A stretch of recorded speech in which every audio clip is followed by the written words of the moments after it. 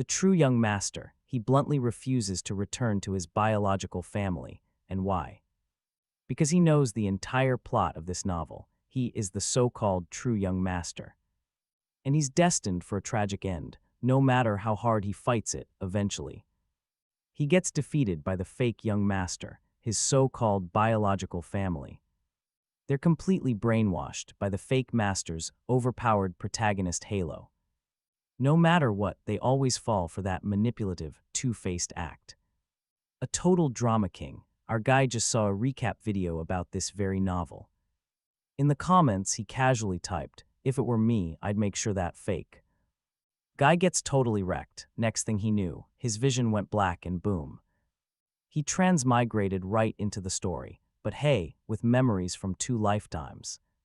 He can do whatever he wants. Why on earth would he choose to suffer? So, for almost a year after arriving, he just kicked back, chilling at his adoptive old man Arthur's fish stall, living the perfect slacker life. Of course, he also used his past life knowledge to make a small fortune on the side. Just as he was lounging around watching a movie, a sharply dressed old man walked in. "Greetings, young Master Carter. I am Butler William of the Lewis family. The master has sent me to bring you home." But before our hero could reply, a familiar electronic voice chimed inside his head. Ding, congratulations to the host for triggering the return to the family storyline, the true and fake young master fate system has been activated. Say what, this darn system, he's living his best life and it just had to crash the party. He completely ignored Butler William standing right next to him. Just the name of this system gave him a headache. "Hey, system," he mentally yelled, "do you have any idea how comfortably I'm living right now?" Seeing him just space out, Butler William repeated himself. All right, I get it," he finally replied. "But Butler William, go back and tell that family of yours that I absolutely refuse." Before he could even finish, his throat felt like it was seized by some invisible force. He couldn't speak. "Please cooperate with the storyline host, otherwise this world will be reset and you will cease to exist." Holy cow, he took a deep breath, turning to Butler William with a totally forced smile. "All right, I'll go with you." Over an hour later, the car stopped in front of a magnificent Maine estate. Butler William opened the door. "Young master, we have arrived. The master and madam are waiting for you inside." Hearing this, our guy paused his mental boxing match with the system, reined in his thoughts, and simply followed his lead. For now, he just had to figure out how to speedrun this whole ridiculous plot. He needed to get back to being a couch potato with old Arthur. Meanwhile, at the Lewis family's dining table, "It's okay, Julian," the mother Evelyn said softly. "Even if your brother comes back, we will always treat you as our own son." His third sister, Chloe, chimed in. "Julian, don't worry, you will always be mom and dad's child." She then turned to her parents. "But mom, dad, is it really okay to bring him back? I mean, he's been living out there for so long. He's probably a total delinquent." Julian, the fake green tea master, then began his Oscar-worthy performance. "Third sister, it's not his fault. My biggest wish right now is to just get along with him." Hearing this, Chloe nodded affectionately. "Julian is the sweetest," but before she could even finish her sentence, then a clear set of footsteps echoed, instantly snapping everyone's attention. As all eyes locked onto him, he was about to step past the butler to say something. But as his eyes scanned the room, he saw it. Just as expected, there wasn't a seat for him at the table. Ah, the classic trope. The true young master returns, only to find he can't even get a chair. Of course, he's not the type to just swallow his pride. He heard every single word of Julian's phony little speech. To beat a drama king, you have to out-drama him. He walked right up to the table and gave them a long look. So he supposed these were his loving, biological family, and they sure knew how to treat him well. On his very first day home, and nobody even bothered to get a chair for him. On one side, they're showering Julian with affection, and on the other, they are judging a guy they haven't even properly met yet. What a truly united family. Faced with his direct sarcasm, the expressions on everyone at the table shifted uncomfortably. For a second, nobody knew what to say. Seeing the silence, the fake young Master Julian quickly spoke up. "I'm so sorry, brother. It's just that it's usually only a few of us eating, so we totally forgot to add a chair for you." Wow, that line was as sharp as it was self-righteous. He was basically implying, you just showed up out of nowhere, who's really to blame? Hearing this, the guilt in his biological parents, Richard and Evelyn's hearts faded just a bit. At the same time, they secretly thought to themselves, this kid really has no manners. Oh, he just leaned on his chin, eyeing Julian, who was playing the perfect innocent victim. "I seem to remember there are sisters in this family, right? Why don't they get along with you all? Do they usually not come home for dinner either? To deal with a two-faced snake, you don't need to be more deceitful. You just need to be sharper. You want to play the good guy. Let's see how long that mask stays on once he rips it off." Seeing her precious Julian get called out, a girl named Chloe instantly glared at him. "Of course they come home. Our family is great. Why would you even say that?" He just shrugged, playing innocent himself. "I was just curious because by Julian's logic, if they came home, they would probably have to stand and eat too." At this point, the system in his head just couldn't take it. "Host, stop messing around. You're just a side character who gets bullied endlessly. If you get kicked out of the Lewis family now, how will I ever get my performance bonus?" He calmly shot back in his head, "My fate is my own, not for the heavens to decide. You told me to ensure the story progresses, but you never specified the process. Even with your 10,086 rules, there's no strict rule on my attitude." The system went quiet. "Host, that makes way too much sense. I can't argue with that." Seeing that he wasn't backing down, Evelyn, though displeased, broke the awkward silence. "Butler William, get another chair for the young master." "Yes, madam." As he spoke, a flicker of anticipation flashed in Butler William's eyes. He had a whole new level of respect for this newly returned young master. It seemed he and the maids were about to have some very entertaining drama to watch. When the chair finally arrived, our hero had officially cleared the first hurdle of the True Heir storyline. No longer having to stand while eating. He quickly finished the steak and salad in front of him, then turned to a maid. With Carter's bowl of cream soup untouched, Evelyn spoke up, "Is there anything else?" She frowned slightly. "You still have your soup. Wasting food is shameful." Carter just smiled politely, drawing on his past life's experience. "Sorry," he said. "I have a big appetite. Our family isn't so poor that you can't let me eat, right?" Seeing his chance, Julian immediately interjected. Mom, please don't blame him. He's lived on the outside for so long, it's normal for him too. Want to eat things he's never tried before." Hearing this, Evelyn's face fell. A flicker of disappointment crossed her eyes. She looked away from Carter, signaling a maid. Her impression of him had clearly just dropped another notch. Carter glanced at Julian. Truly the king of playing the victim, he saw the change in Evelyn's expression. He genuinely felt this family was completely nuts. They couldn't even see through such a basic, childish manipulation. But right now, Carter had no energy for their petty fights. A full stomach was his top priority. Half an hour later, as he finished the last piece of crab, Evelyn finally turned to Julian.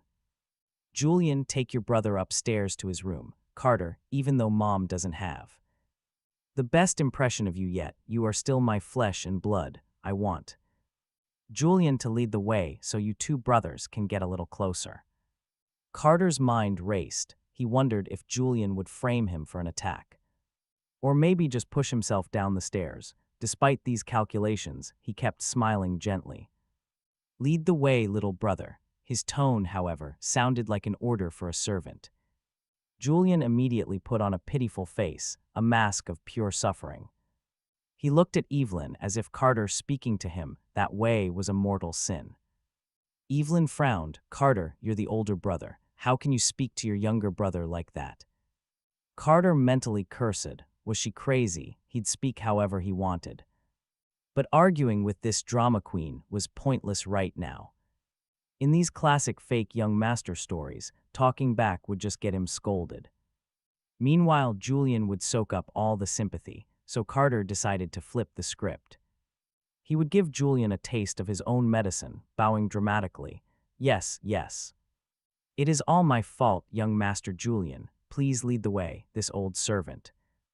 Does not know where the room is, hearing Carter call himself a servant. The Lewis parents grew deeply uncomfortable. After all, he was their biological son. Carter calling himself a servant made them feel like complete villains in their own home. All right, enough, Richard Lewis finally spoke up, his tone softening ever so slightly. Julian, take your brother upstairs. Carter, you don't need to be so formal. This is your home, after all. Julian sensed the non-negotiable tone in his father's voice. He knew that playing the victim wouldn't work any longer, so he turned around. He obediently led Carter to the second floor. Once upstairs, however, he didn't go to the room. Instead, Julian started a grand tour of every single room on the floor. He made a special show of his gaming room and private study. He was practically trying to carve the words, "I am the real master of this house," onto his forehead. Seeing he was about to show off his bedroom next, Carter bluntly slammed the door shut. A pure power move. Enough, where's my room? I don't have time to play around with you. For this kind of person, the best way to crush them is to hit them where it hurts. To make them feel deeply and utterly embarrassed, Julian's actions, in Carter's eyes, were no different from a stray dog marking its territory. You don't deserve it, back. He should have just rotted away. Seeing Carter tear away his friendly mask, Julian's facade dropped completely, replaced by a look of pure disgust. He sneered, claiming to be the only true young master. Carter was unfazed. He simply asked where his room was. Just as Julian was about to explode, footsteps echoed from the stairs. A smirk spread across Julian's face. Time to see who the most important person in this house really is. Without a second thought, he raised his hand, slapped himself hard across the face, and collapsed onto the floor. Carter wasn't even shocked. This guy was ruthless. He watched the bright red handprint form on Julian's cheek, crossing his arms to enjoy the show. A moment later, a figure rushed up the stairs. Julian, what happened? With his audience in place, Julian began his award-winning performance.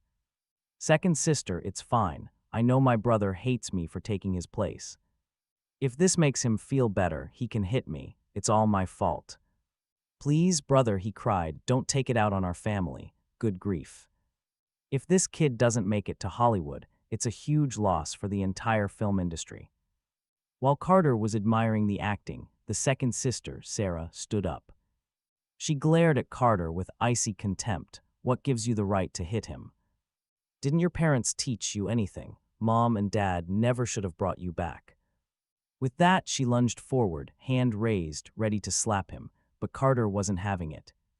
He casually reminded her that hitting people is wrong. Catching Sarah's wrist in a firm grip, the playful smile on his face vanished completely.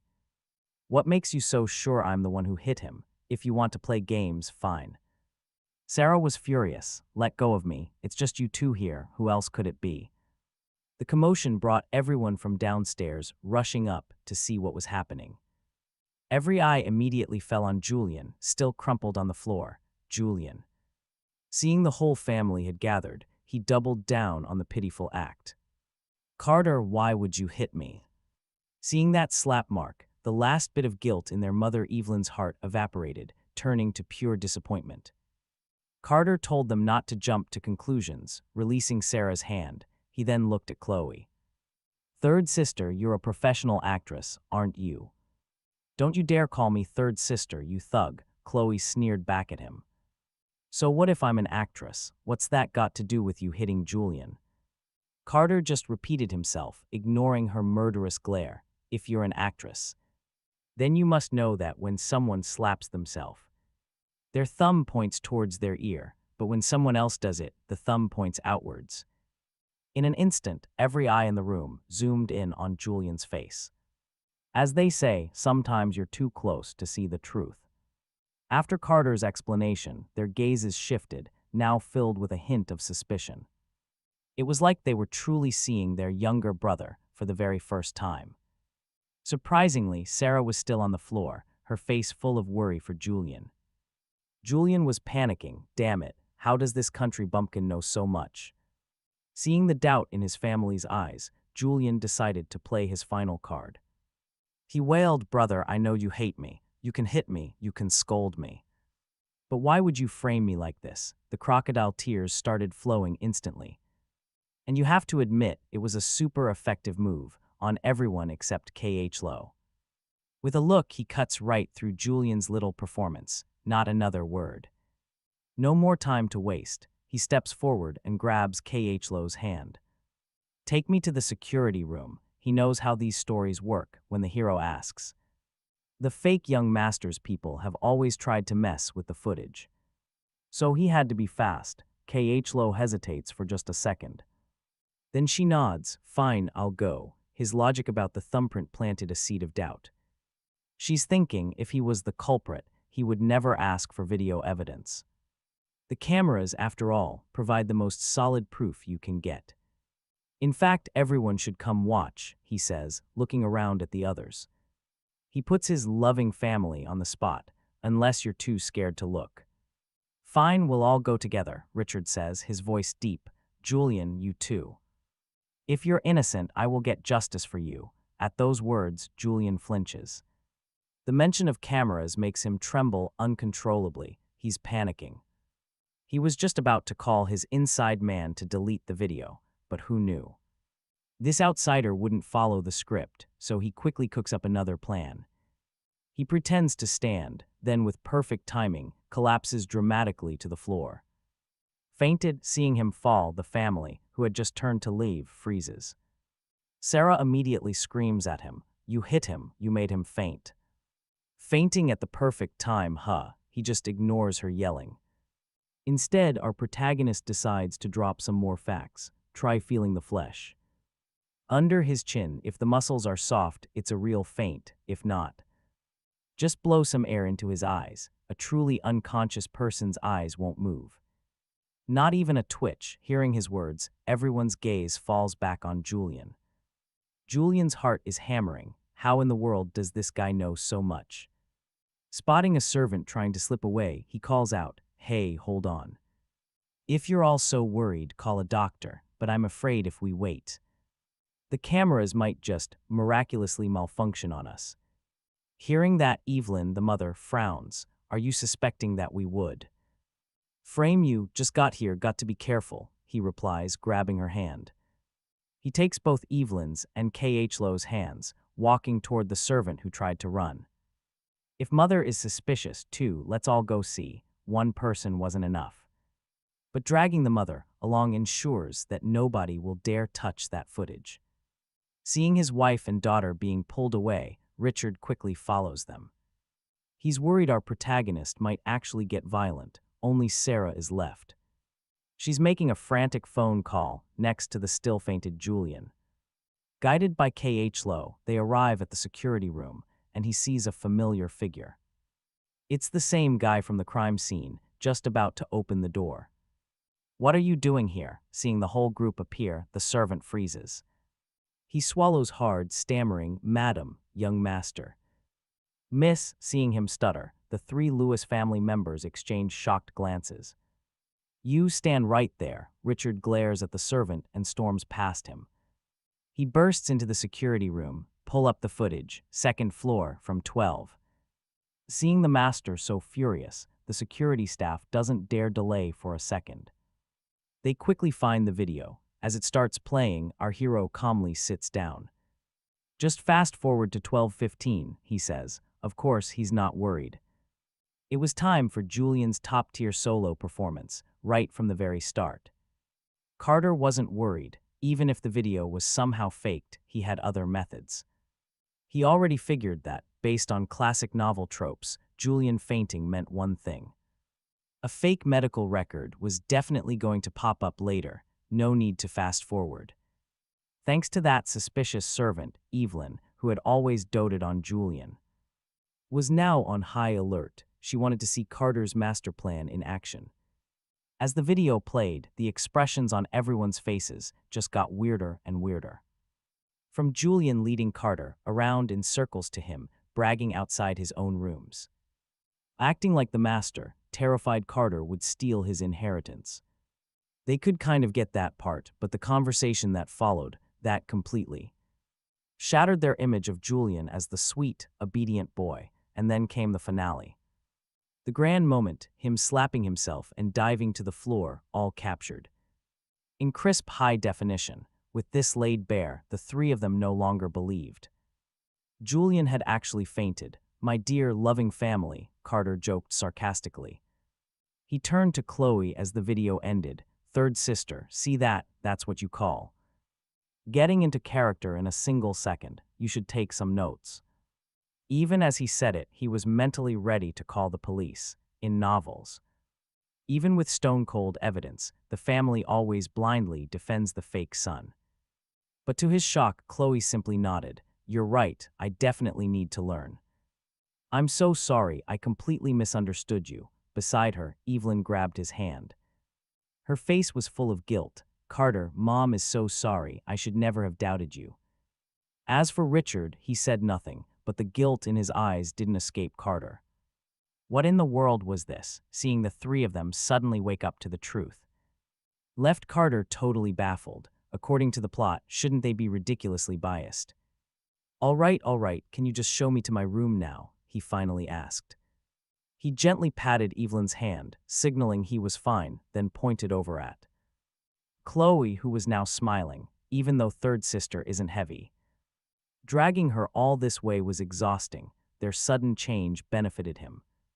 So he decided not to dwell on the drama. If Julian dared to pull another stunt, Carter would show him what a real critical hit actually felt like. Yes, Mom will take you."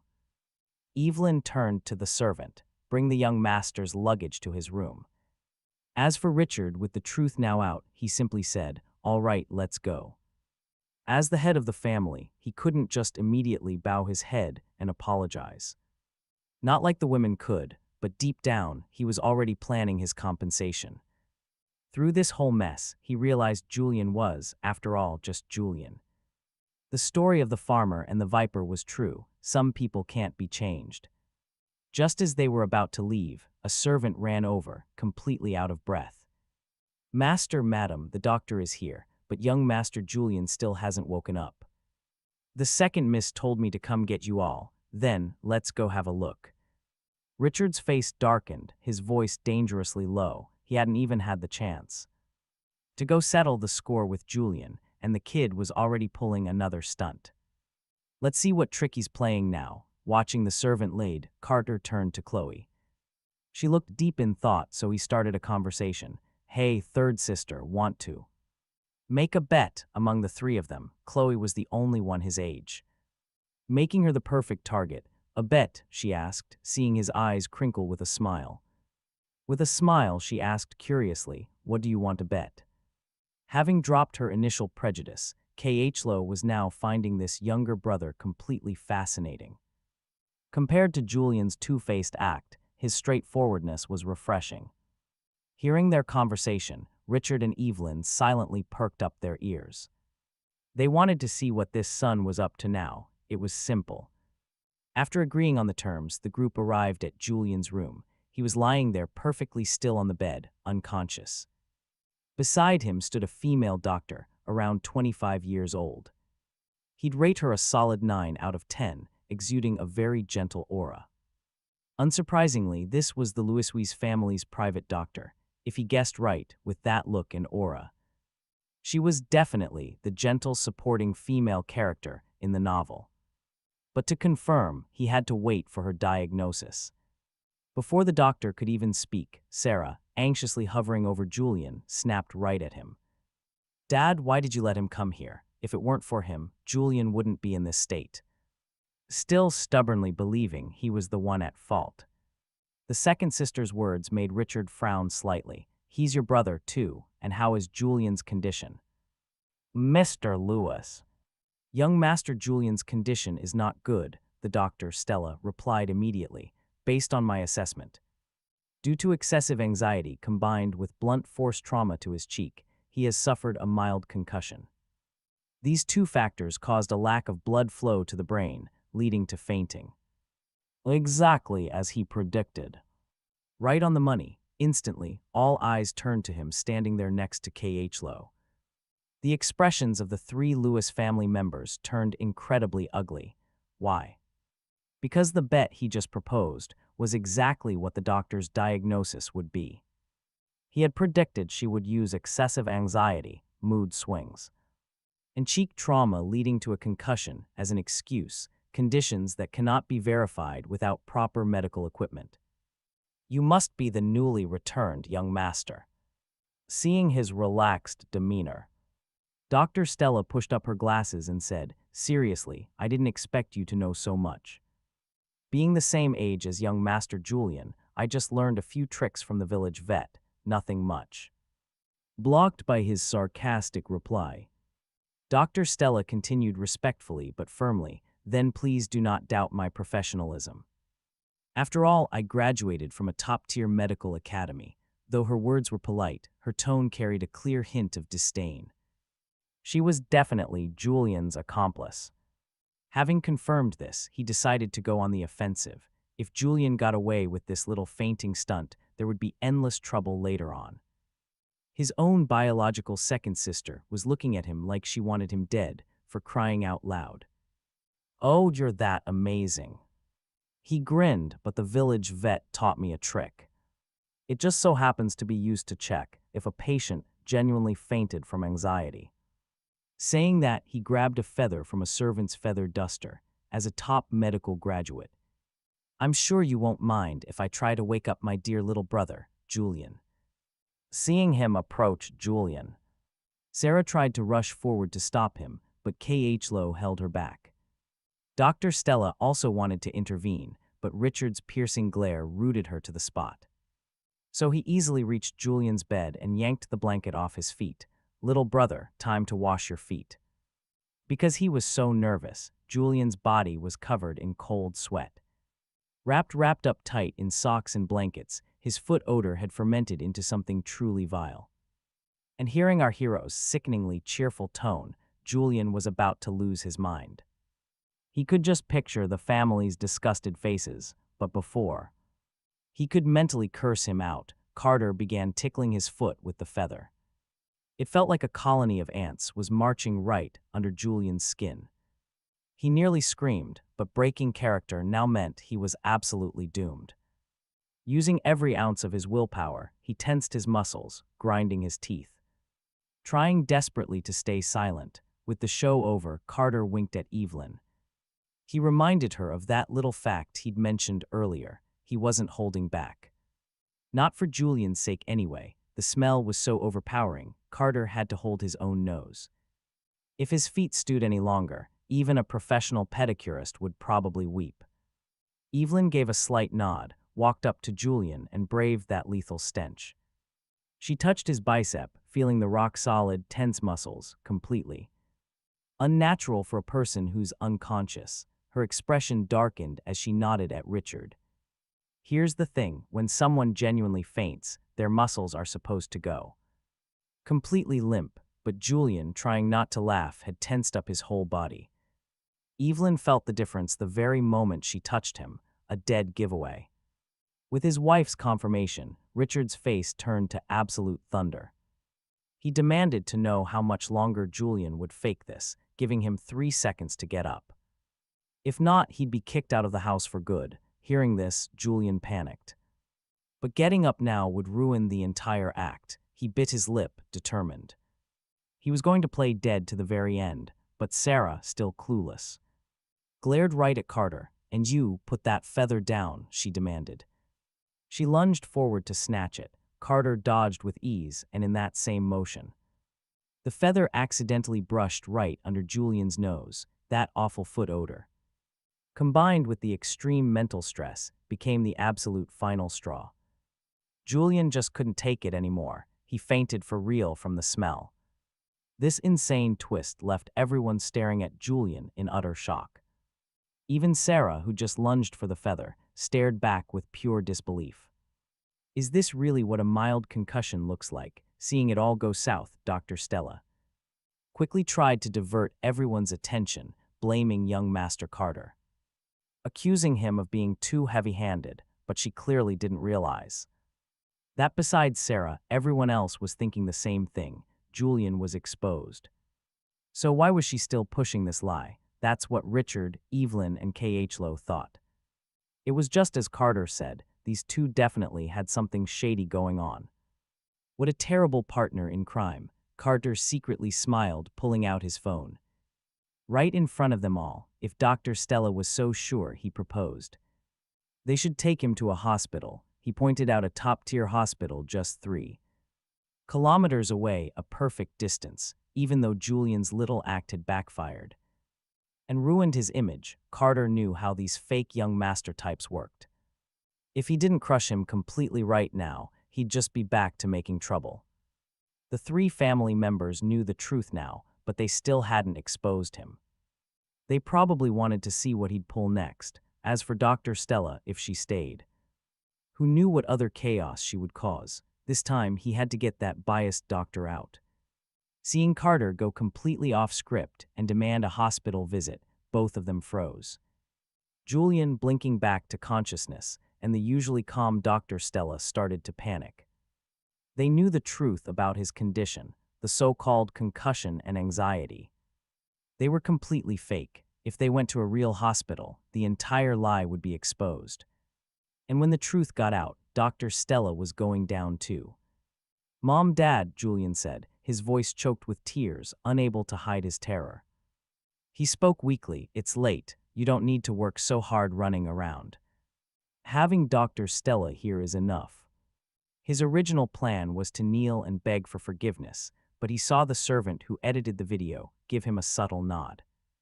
So he changed his mind, deciding to keep up the act. This tactic made him seem considerate and gave him the perfect excuse. "I didn't know what was wrong with me."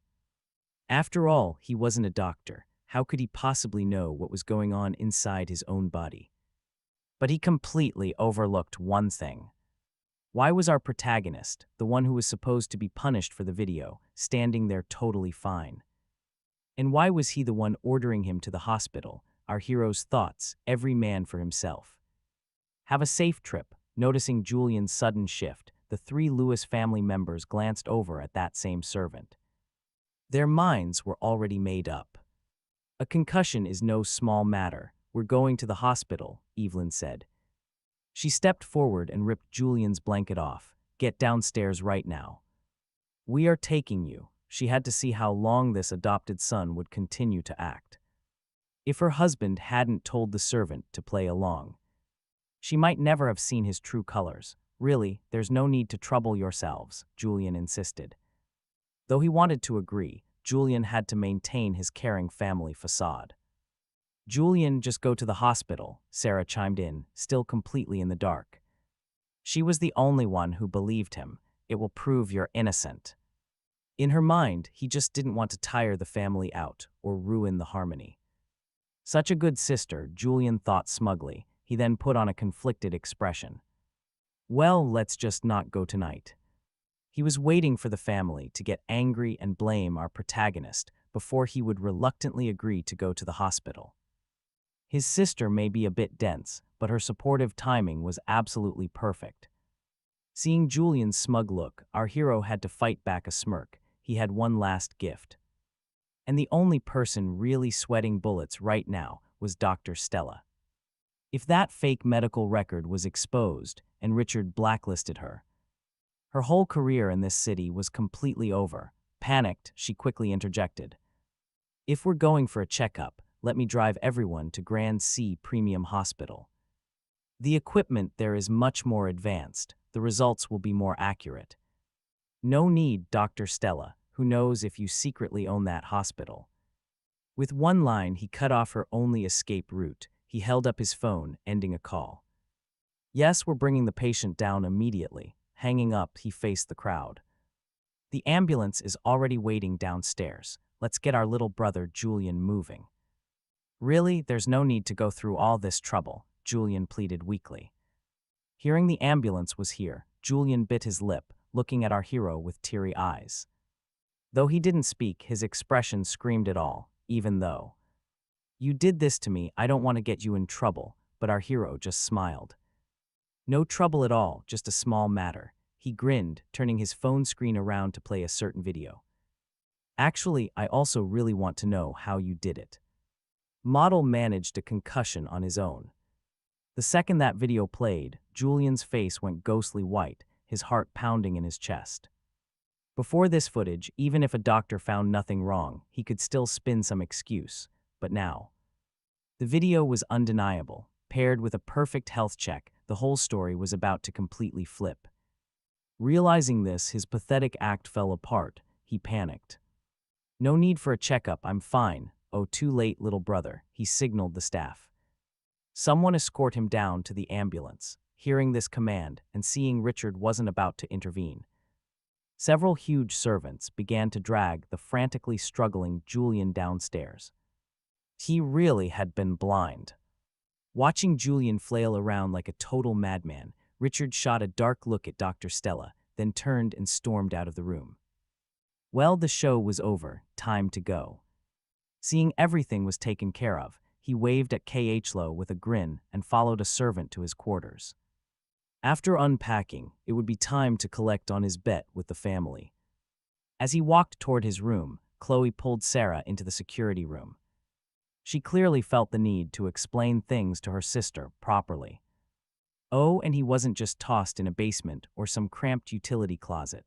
Led by the servant, he arrived at his room. He set his suitcase down. Compared to the usual returning young master shoved into a basement or under the stairs, his treatment was absolutely top tier.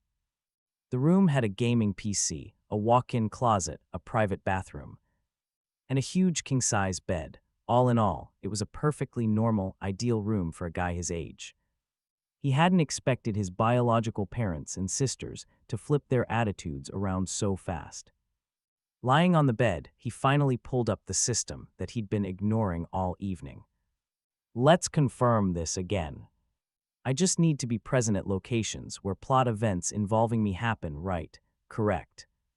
Faced with a host practically born with a rebellious streak, the system felt powerless.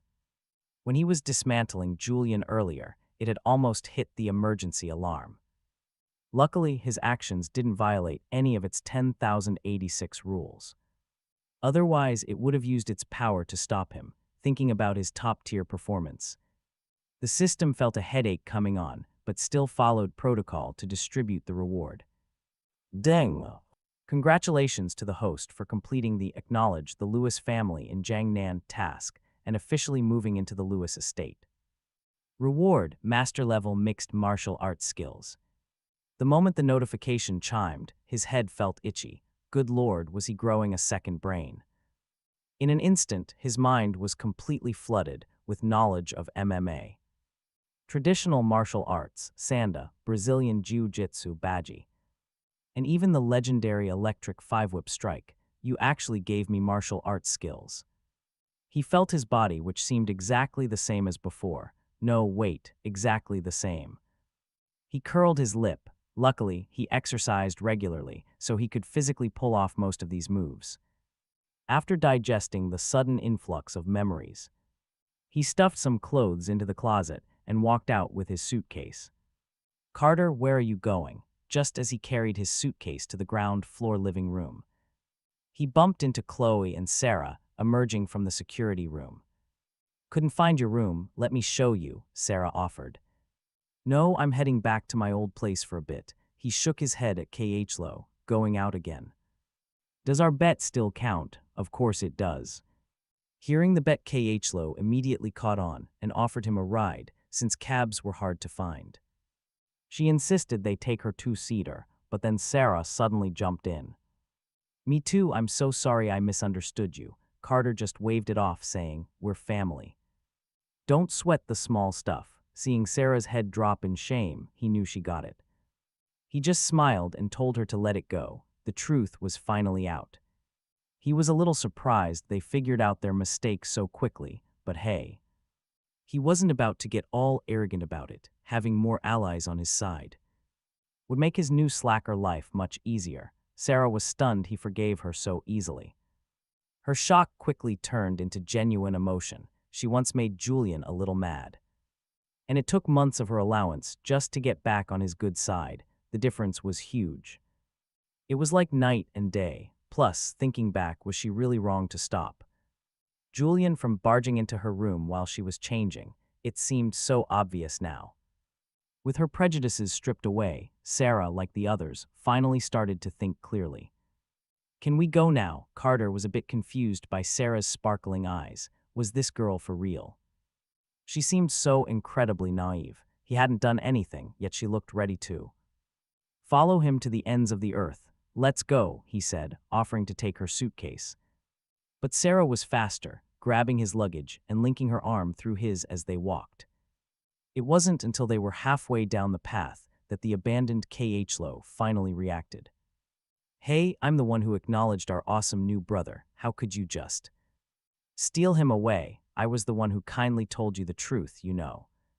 She yelled, Carter, wait for me, and started sprinting after them. There was no way she was going to let Sarah monopolize their brand new brother. Over an hour later, they arrived at a small fish stall in a pretty rundown part of town. Old Arthur, your boy has hit the absolute jackpot, a woman's voice yelled. Just as old Arthur was worrying about Carter adjusting to his new home, that shout pulled him right back to reality. He looked over at the panting woman. Mrs. Barnes, he asked urgently, what happened to my boy Carter?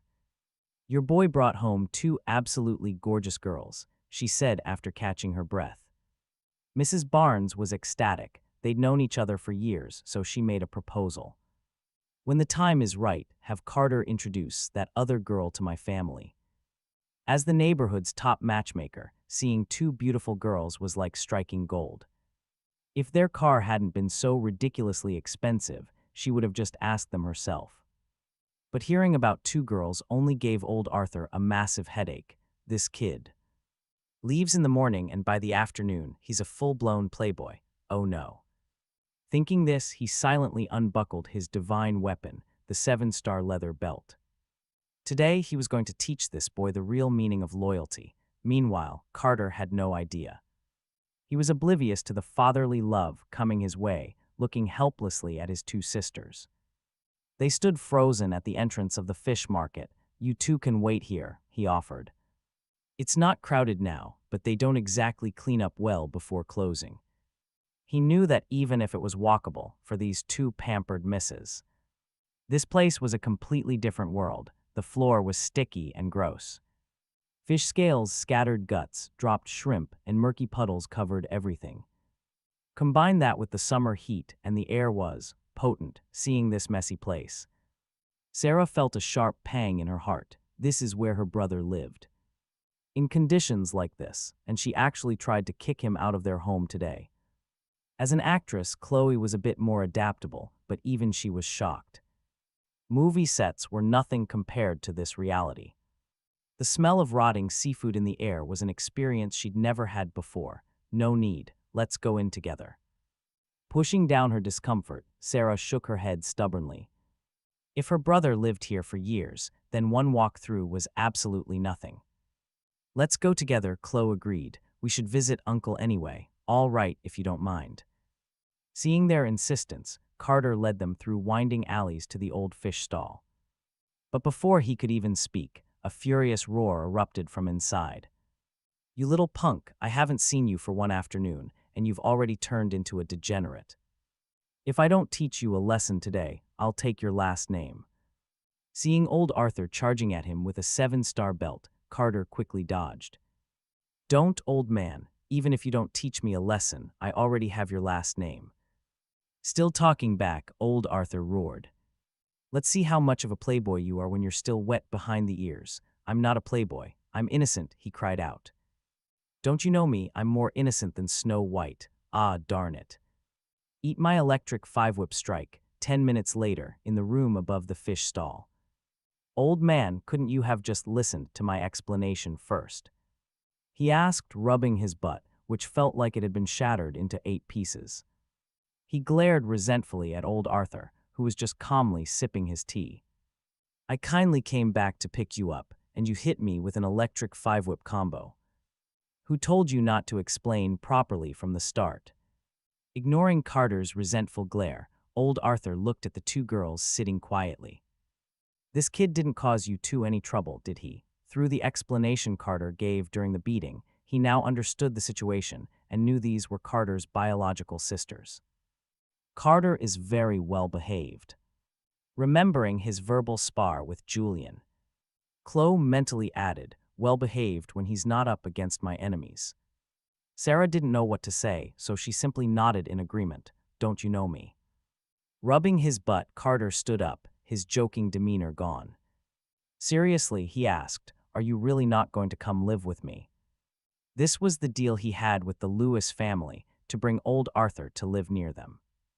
Though Richard requested he not live in the main villa, he did promise to buy a small house nearby with servants. As long as old Arthur agreed, he could enjoy an early retirement. I'm used to it here. Old Arthur waved his hand and stood to go downstairs. I'm stepping out for a bit. Don't make your sisters wait long.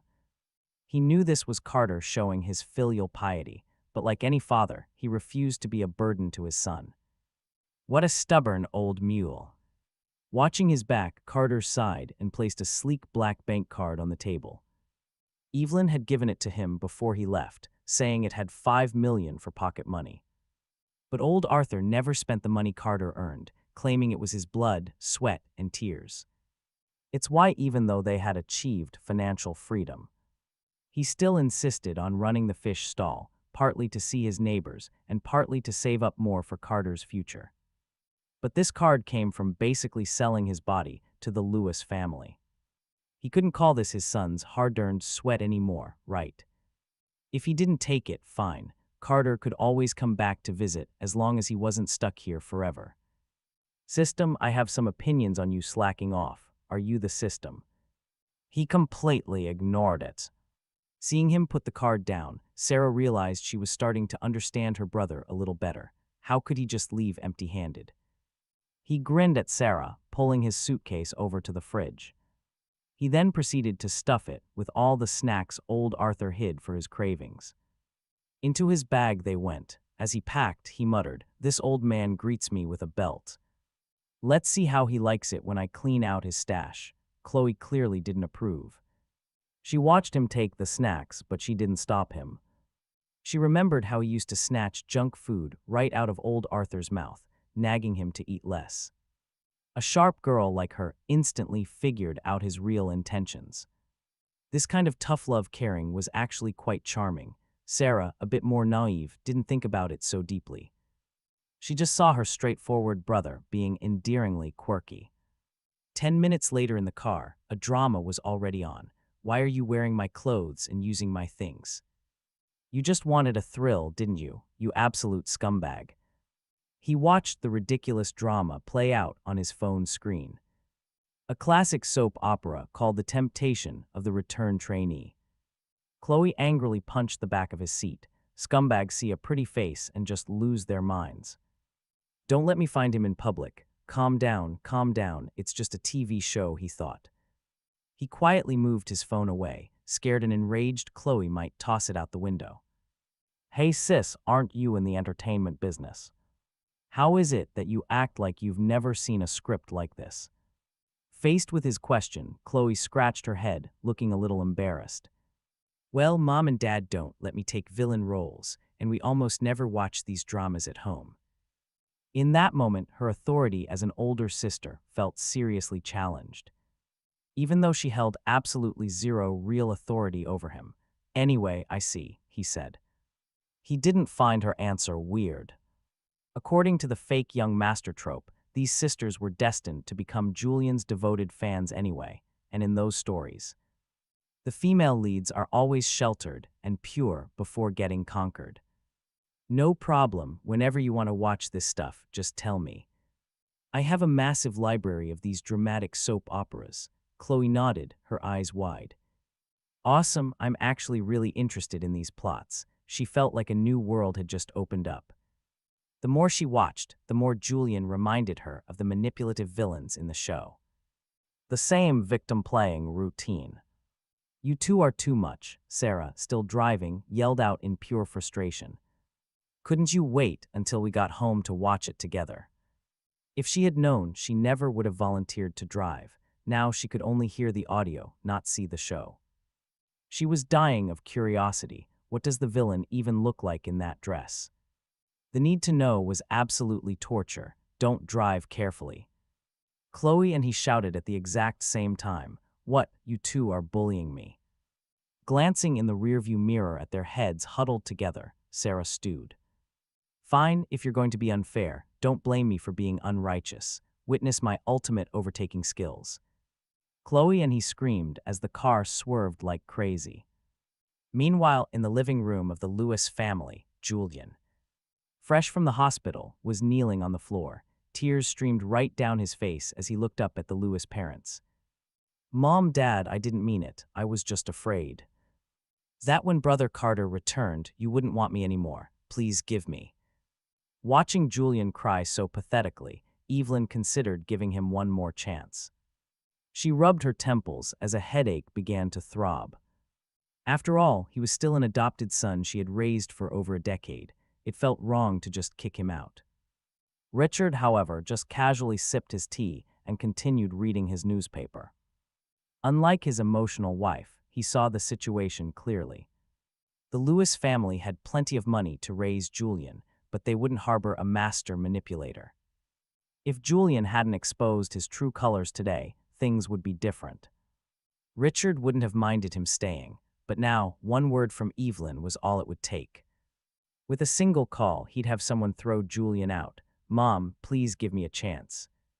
Sensing Evelyn's weakness and Richard's coldness, Julian focused his entire act on her. He knew softening her heart was his only chance to stay in this house. Just as Evelyn was about to speak, 3 loud voices suddenly echoed from outside. K.H. Lowe's voice rang out, "That guy is a total scumbag." "Her revenge later is completely justified," Sarah chimed in, "exactly. This is the ultimate Harris returns for revenge plot." Harris himself just replied, "You can talk all you want. Just stop sitting so close to me. If we don't sit close, how can we see the screen?" The 3 of them noisily walked into the living room, freezing at the scene before them. Julian thought, "Holy crap, why are my sisters so close to that country bumpkin?" He screamed internally, but then a brilliant idea suddenly sparked in his mind. He crawled over, grabbing Harris's arm and wailing, "Brother, I was wrong.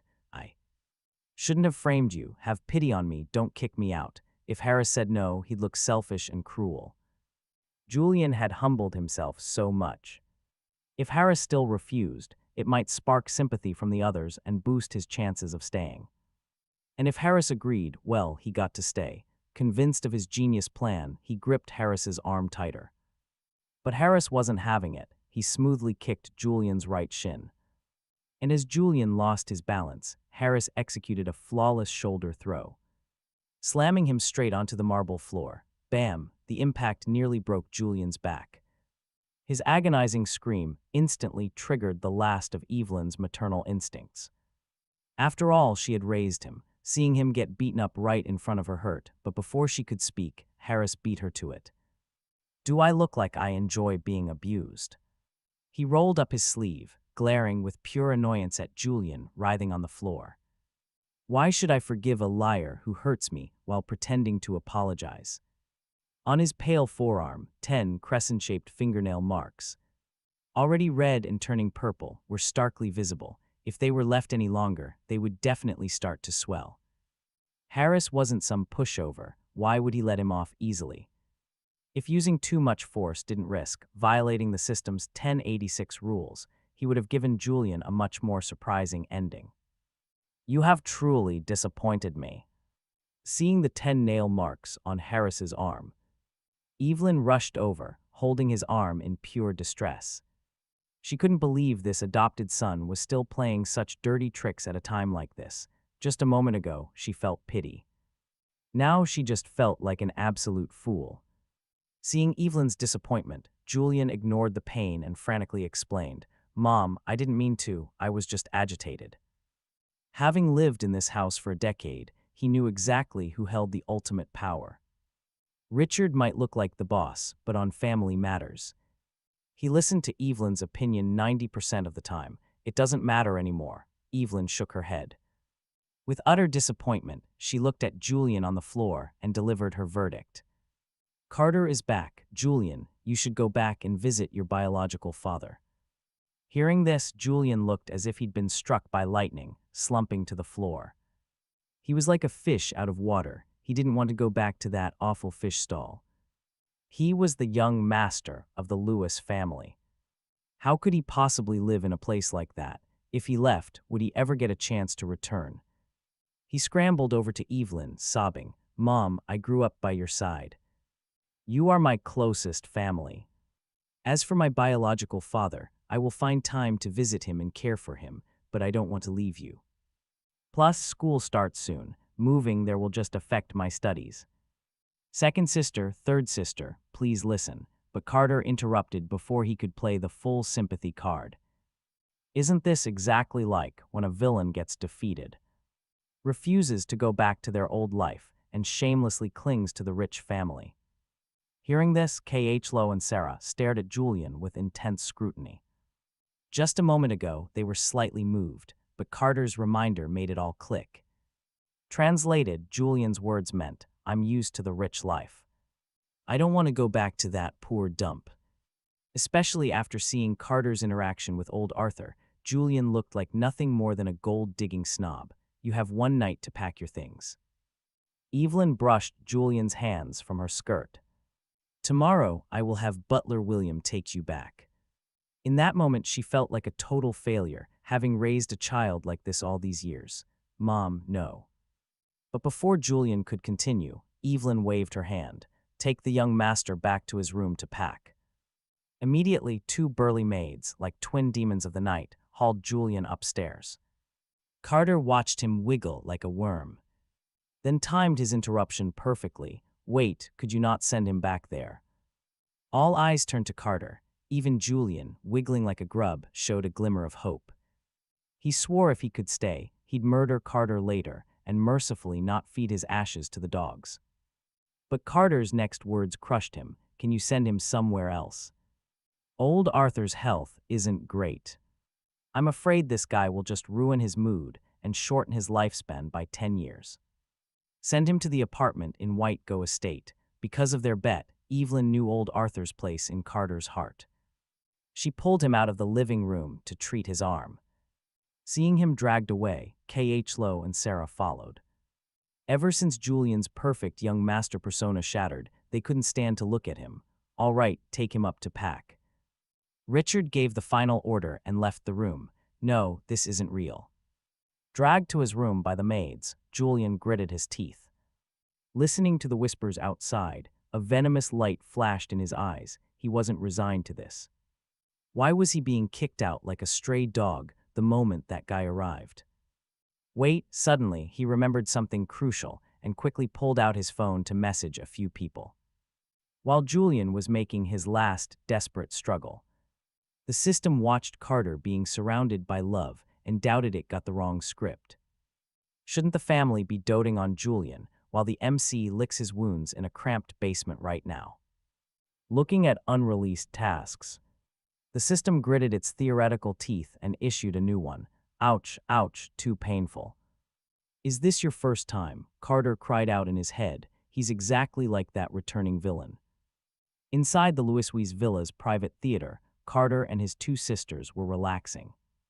Sarah Khlo and Carter lounged on plush sofas, their feet soaking deep inside wooden tubs filled with relaxing herbs, all prepared by their butler, William. Pure bliss, why hadn't they thought of this sooner? Sarah, completely losing her usual cold goddess image, now looked like a totally relaxed, slouching old uncle. Besides the occasional reach to steal Carter's snacks, the only thing she moved were her toes. "I know, right, feels like the last 20-something years were wasted," Khlo nodded. "In agreement, I just want to lie here and absolutely rot away." This was some next-level relaxation. Seriously, couldn't they grab their own snacks? Watching them devour the last two spicy sausages, Carter's lips twitched in annoyance. He seriously wondered if the system had bound him to the wrong people. These two were nothing like the cold, aloof heiresses devoted to their fake brother. Not at all, they were just two female hooligans. From refusing to even take one bite initially to now being unable to stop, proved one simple truth about spicy snacks. All beings are equal. Carter, you're closest. Chloe smiled shamelessly at him. She held out her pale hand. One more pack, the sweet and spicy one. Sarah, who was a bit more reserved, mumbled, I want the super spicy one. Looking at the shameless Khlo and the shy Sarah, Carter was completely speechless. How exactly did he become their personal snack machine? Still, they treated him well. They were nothing like the evil sisters from the novel. Just as he was handing them the snacks, the theater doors suddenly burst open as hallway light spilled right in. The light dimmed the screen. All three of them turned toward the door. Julian. He stood there, his face a mask of disbelief. He just couldn't accept that the three of them were getting along. Second sister, third sister, what are you doing? Thinking he could salvage the situation, Julian forced a smile. I looked everywhere for you two. He couldn't grasp how, in less than a day, Carter had managed to turn his once loving sisters completely against him, soaking their feet and watching dramas. Compared to Khlo's directness, Sarah was more hesitant to completely sever ties. After a decade of affection, she finally answered, Have you packed? What are you doing here?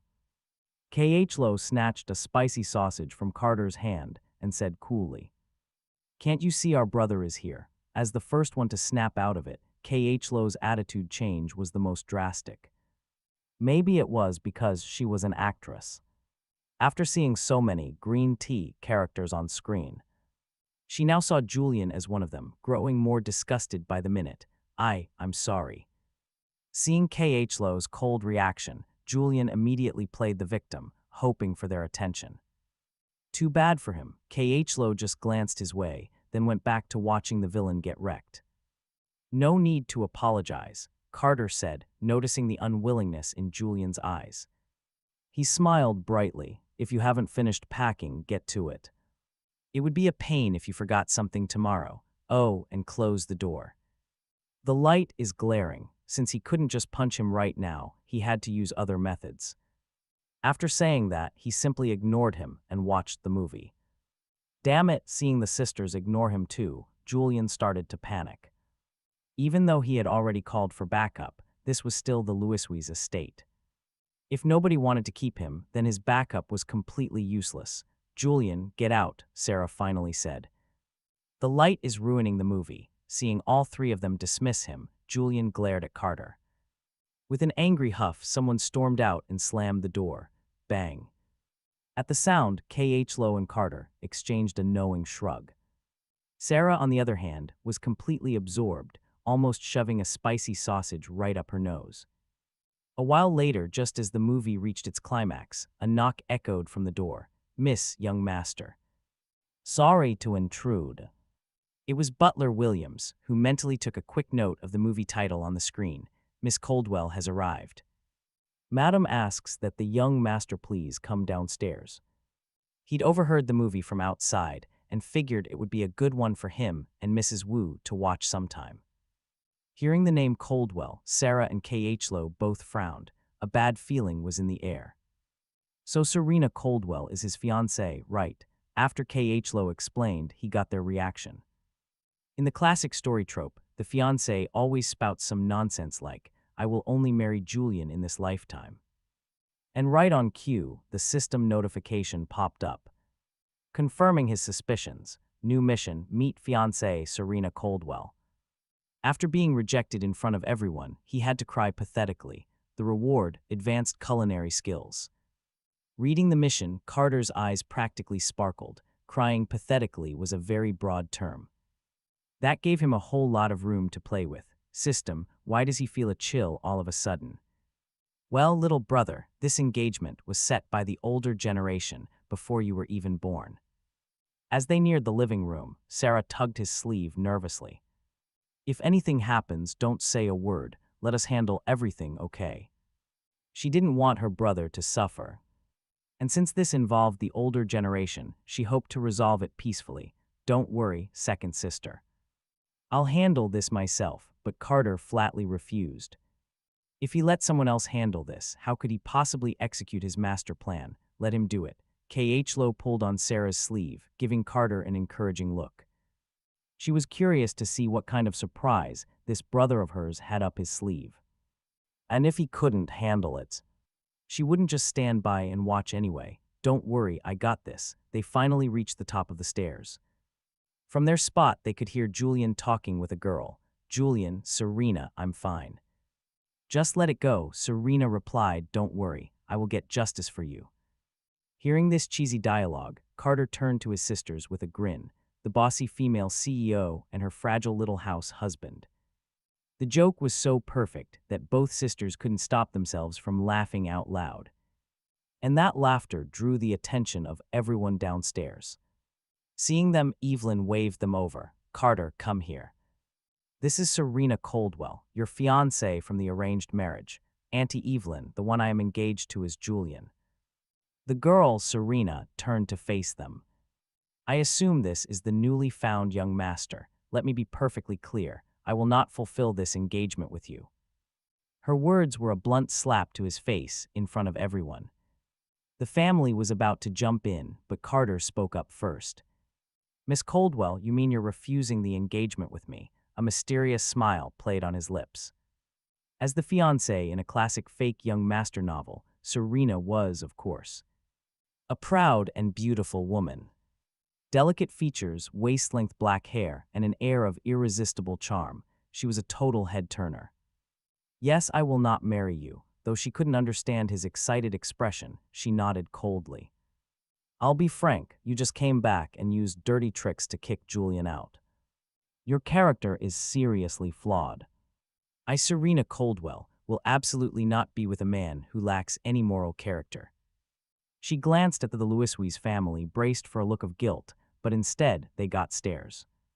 Looks that screamed, "Are you an idiot? Do you even hear yourself?" just as she was about to argue. Our main character made his move, kicking the defenseless Julian aside before grabbing her chin. He then shoved his phone right in her face. The system immediately piped up, "Stop causing trouble." Trouble? Isn't this supposed to be someone crying pathetically? Did it ever say who had to cry? It didn't specify. He shot back to the system and decisively hit play on the video. "Sorry, my character is so flawed," a voice from the phone said, as Serena stared in disbelief. With Julian still writhing on the floor, he let go of her chin with a shrug. "It just so happens, I think there's something wrong with your brain too. Marrying me, do you even deserve it?" He took a step back to create some distance, since we both agree we're not a match. "Go tell your parents, a two-faced weasel and a completely gullible goose. May your love last forever." He had no interest in being cheated on after all. So cutting this unstable element out of his life early was definitely for the best. Besides, his little performance completely fulfilled all the mission requirements. Nothing wrong with that. And as for canceling the engagement, that was her idea, so having her parents compensate them would be completely reasonable, wouldn't it? Serena could only think, what is this? The video ended, leaving Serena absolutely stunned. She immediately turned to Julian on the floor. "This is completely different from what you told me on the phone." You see, Julian had told her that our hero had intentionally made things difficult and schemed against him. But now, seeing this video, Julian started crying for real. We're talking actual tears and snot. He never expected the main character to just bypass the script and drop a nuclear bomb. Immediately, weren't they supposed to have a dramatic back-and-forth argument first? Seeing Julian's messy face crawling towards her, Serena, who was a bit of a germaphobe, subconsciously took a half-step back, but to Julian, that tiny movement meant everything. If there were background music right now, it would be the world's saddest violin solo. A tiny action resulting in absolutely massive emotional damage. Our hero mentally patted the system. "See, Someone is crying pathetically, just like you wanted. As Julian desperately tried to explain everything, our MC just grabbed a handful of seeds. He pulled them from his pocket, shared them with his sisters, and settled in to watch the show. The system grumbled, but seeing as he'd technically met the mission's requirements, it reluctantly distributed the reward, and then his head started to feel itchy again. In a flash, the full experience of a national-level head chef flooded his mind. But as for the muscle memory to go with it, let's not even talk about that stingy system. After giving the reward, the system immediately sent a request to a higher authority. The fake young master was being completely outplayed. If that video wasn't deleted, how could he compete? While the system was busy scheming, our protagonist was, oh, hold on a second. Including Evelyn, who just appeared from nowhere, the four of them finished up their seeds. All right, Miss Coldwell has made her point, he said. You can leave now. And put your seed shells in the other bag. He just cut right into their drama. We need to eat dinner. As members of the prestigious Coldwell family, surely you aren't going to stay here and beg for a meal. Serena shot him a furious glare, ignoring Julian's desperate excuses as she stormed out of the house. She'd lost a lot of face today. And she definitely had zero good feelings toward him. Serena, don't go, Julian pleaded. Watching her leave, his heart turned to solid ice. This wasn't how it was supposed to happen. She was supposed to domineeringly cancel the engagement, which he would then use to his advantage. His only claim to stay was his status as the future Coldwell son-in-law. Now she was gone. So what could he do? Someone go pack his room. Looking at the dejected Julian, Evelyn gave the servants a cold, simple order. Throw away whatever doesn't fit. Before the day ends, get him to a rental apartment. Originally, after a decade of history, she was going to give him a massive downtown apartment. But now, if it wasn't for the fact that kicking him out right after Carter's return would look bad and harm the family's reputation, she wouldn't even offer a rental. Mom, no. All right, put him in the car first. Evelyn just waved her hand dismissively. Take him away. When his stuff is packed, yes, madam, Julian just screamed, let me go. Watching him being dragged away, Evelyn rubbed her temples. Carter, don't mind the Coldwell family. Mom will handle the engagement. Aside from the friendship between the grandfathers, there were major business ties. If Serena was stubborn, Evelyn knew she would need to prepare a backup plan. No need, this is fine. Seeing his mother act so decisively, Carter just smiled, shrugged, and then got serious. Also, Mom, are you worried the Coldwell family might affect our business over this? Since they were helping him, he felt he had to show some competence. A person can choose to be lazy, but they can't afford to be useless. Affection is a tricky thing. It can last a lifetime or just snap in a second, especially inside a melodramatic novel like this. He knew he couldn't just agree to everything, now that Julian was finally kicked out.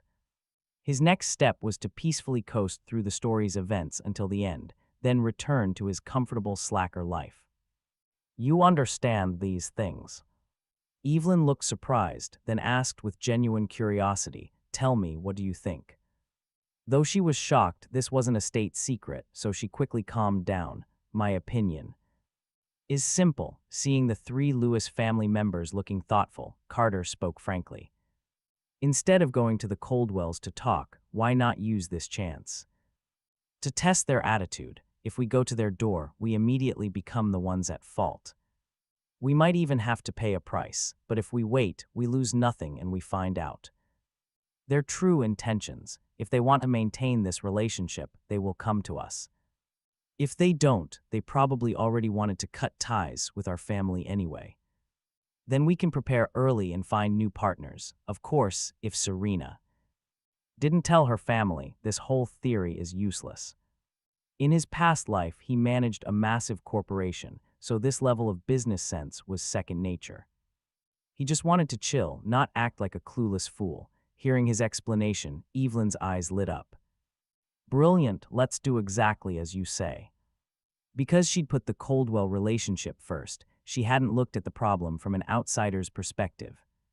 Carter's analysis was like a wake-up call. She also saw her long-lost son in a new light. Maybe he wasn't as simple as he appeared. Carter, how did you think of all this? Chloe gave him a strange look. Now I'm starting to suspect there's some kind of mysterious old ghost living in your body. How else could you know so much? Third sister, you watch too many movies. Carter just rolled his eyes at her. Then Sarah hooked her arm around his. Why can't it just be that Carter has a talent for business?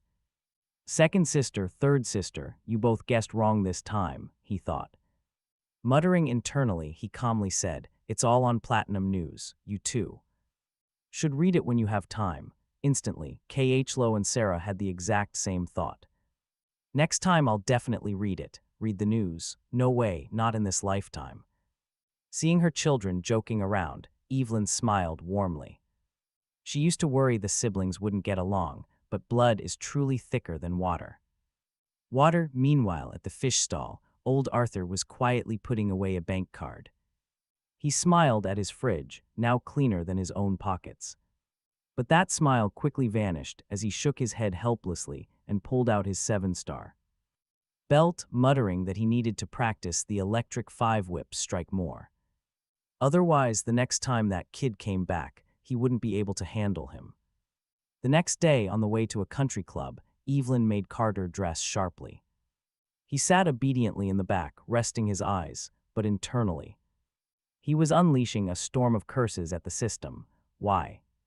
Because every video of Julian slapping himself, from his phone to the family hard drives, had mysteriously vanished. Only the system had the power to do something like this.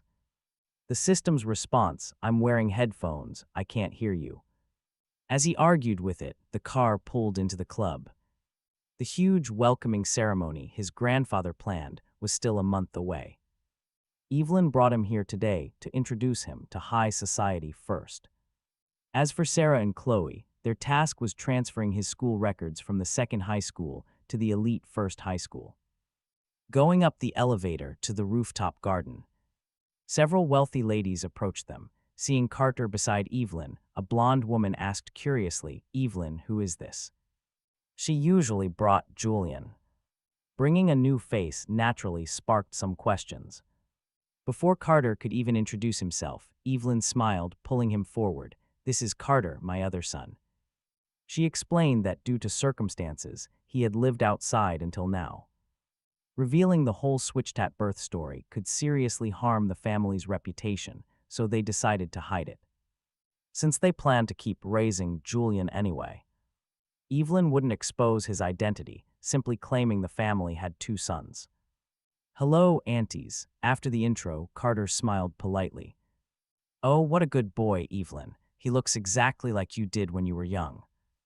I think he looks more like Richard. Look at those eyes.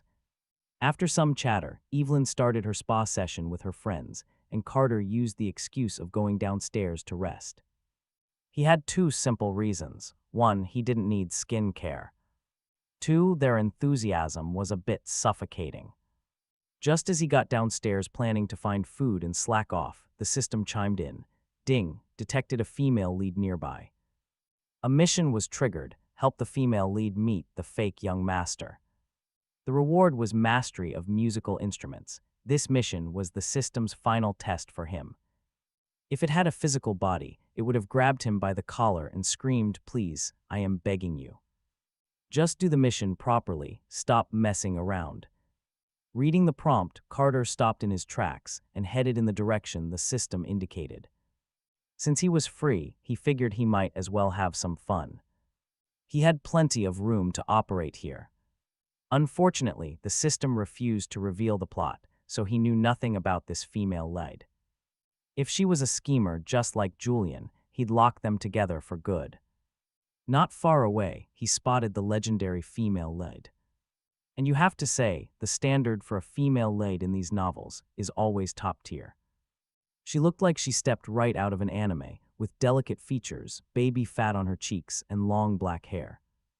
Her clear, dark eyes made her look like an innocent white rabbit, inciting an intense urge to protect her, but her current situation was anything but good.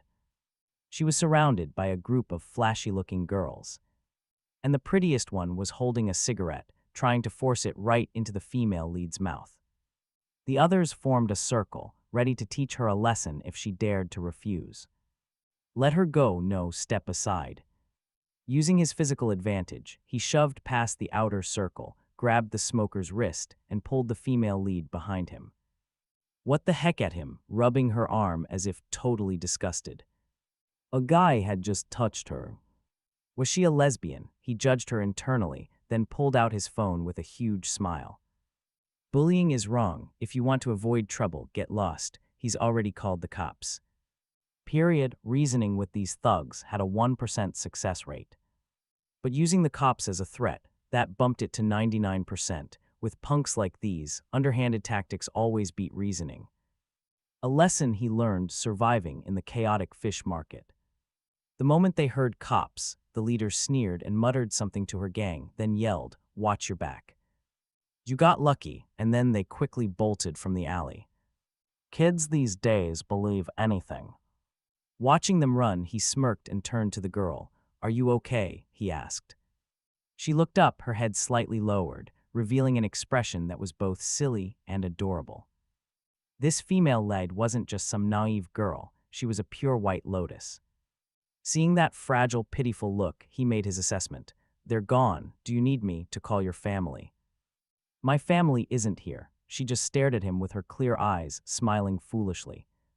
"But thank you anyway." Her voice was soft, sweet, and tingled the heart. "Yep, definitely a naive, sweet girl. No need to thank me," he said. "But next time, remember to fight back. Otherwise, they'll just keep pushing you around. Understand, bullying is despicable, no matter the age." Even knowing she was the female lead, he couldn't stop himself from advising her. "I know," she nodded obediently, saying seriously, "I'll remember what you said." "Good," he nodded. "Meeting like this is fate. Let me buy you milk tea." 30 minutes later, he casually sipped his milk tea while checking in with the club system. Holy moly, he was in for it now. Hearing the system's total meltdown, he took a sip of boba and replied calmly, "So tell me, did I complete the mission or not?" If the system had a physical body, it would have shown him exactly why flowers are so red. "I told the host to help the female lead meet the fake young master." "Why did you show her a picture of Julian, a black and white photo at that? Do you think he's dead?" But despite its rage, the system had to accept it. Technically, he did let the female lead meet Julian. "Are you my mom, a mom going through early menopause?" He asked, genuinely curious. "If you systems have genders, do you have kids? Do they have to work right away? Isn't that just a child labor system? I'm deleting myself." Hearing his ridiculous rambling, the system gave up. Dealing with him was harder than dealing with a monk chanting scriptures. At that exact moment, at a barbecue stall near the alley, the girl was happily munching on a skewer while making a phone call. "Help me arrange a school transfer. In a few days, I want to go." A few days later, in the faculty office of Class 12 at First High School, "Carter, I'm leaving." Sarah stood beside him, flashing a peace sign and a bright his sister smiles, telling him to call the family if he needs anything, they'll help him immediately. He just nods helplessly, telling his second sister to go do her work. He hadn't focused on his studies before, so he was at the average second high school. So Evelyn used her connections, transferring him to the elite first high school, claiming the teachers there were vastly superior. This heavy, motherly love was a lot to handle. With his skills before his memories awakened, he barely scraped by at second high. After awakening, he had zero interest in studying. If not for old Arthur's 7-star belt, his grades would have absolutely plummeted. Now at first high, his scores were definitely going to nosedive. But the real reason he came here was the system. Just like the Lewis family home, this school was a major event location. If old Arthur found out he skipped, the thought of his butt shattering into 8 pieces made him shudder. "All right. If you get uncomfortable, just tell me." Sarah pats his shoulder and leaves. "Student Carter, sit here for a moment." After she left, the middle-aged teacher speaks. She says, "Besides you, there's another transfer student today. You two can get acquainted first." a kind gesture to keep him from being isolated. She hoped he'd have someone to talk to. Yes, ma'am. He smiled obediently, sitting in the empty chair and staring at the silent system in his head. He sighed, why are you so stingy? Just show me the plot. Would it kill you, system? He can't hear anything. Just as he was about to keep persuading it, the office door opened. A girl with a backpack walked right in. What a coincidence. Hearing that soft, familiar voice, he looks up. He can't help but smile and wave. So the other transfer student is you, Sophie. Seeing Sophie Tomos here wasn't surprising at all. This was an event hot spot. It made perfect sense for the female lead to appear, but he didn't expect her to be a transfer student like him, nor did he expect to be classmates.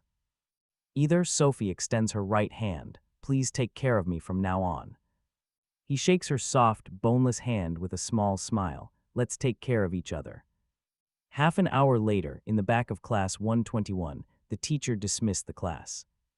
Carter rubs his aching head. As he expected, the curriculum here was absolutely insane compared to second high. Everything the teacher said sounded familiar, but he didn't actually understand a single thing. Coincidentally, his former fiancée, Serena, was also in this class, but she sat up front while he was in the back. Thanks to the pressure of college entrance exams and existing social circles, nobody came to talk to the new transfer students.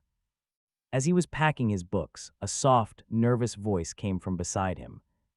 He turned to meet a pair of clear, sparkling dark eyes. She didn't look away. She just smiled and pointed to a problem in his workbook. The way you solved this is wrong. She rested her left cheek on her hand, her beautiful eyes curving into crescents. And her baby fat made her seem incredibly pure, like a blooming flower. What's wrong? Seeing him stare, Sophie shyly lowered her head, her voice as quiet as a mosquito. Did I say something wrong? Oh no, he thinks, this female lead is toxic. How is she so attractive? He awkwardly purses his lips and points at the workbook. You're right. Could you explain this problem to me? Sure. Sophie looked up, placing the workbook between the two of them. Because she was so focused on explaining, the awkwardness faded. He had to admit she explained it incredibly well. For every single step she patiently explained the principles and methods, so the bottom line was roughly like this. Do you get it now? After solving it, she looked up at me. Her eyes were full of hope. I nodded, trying to look serious. Yeah, roughly.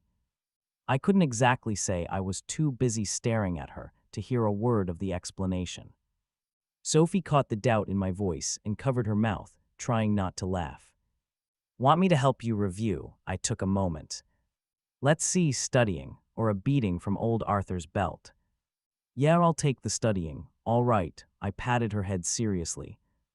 In exchange for your help, as long as I'm here, nobody is gonna bully you.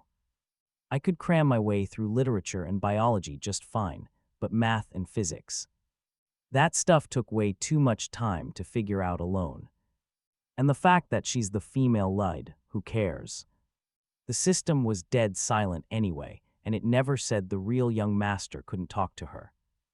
Besides, hanging out with a sweet girl like Sophie wasn't so bad. I made that promise because I'd already seen the bully from the alley in the hall. According to the usual story tropes, his gang was just cannon fodder. There to harass the female lead and push her toward the fake master. Feeling my hand on her head, Sophie blushed and looked up. Arv, are you saying you'll protect me again? Yeah.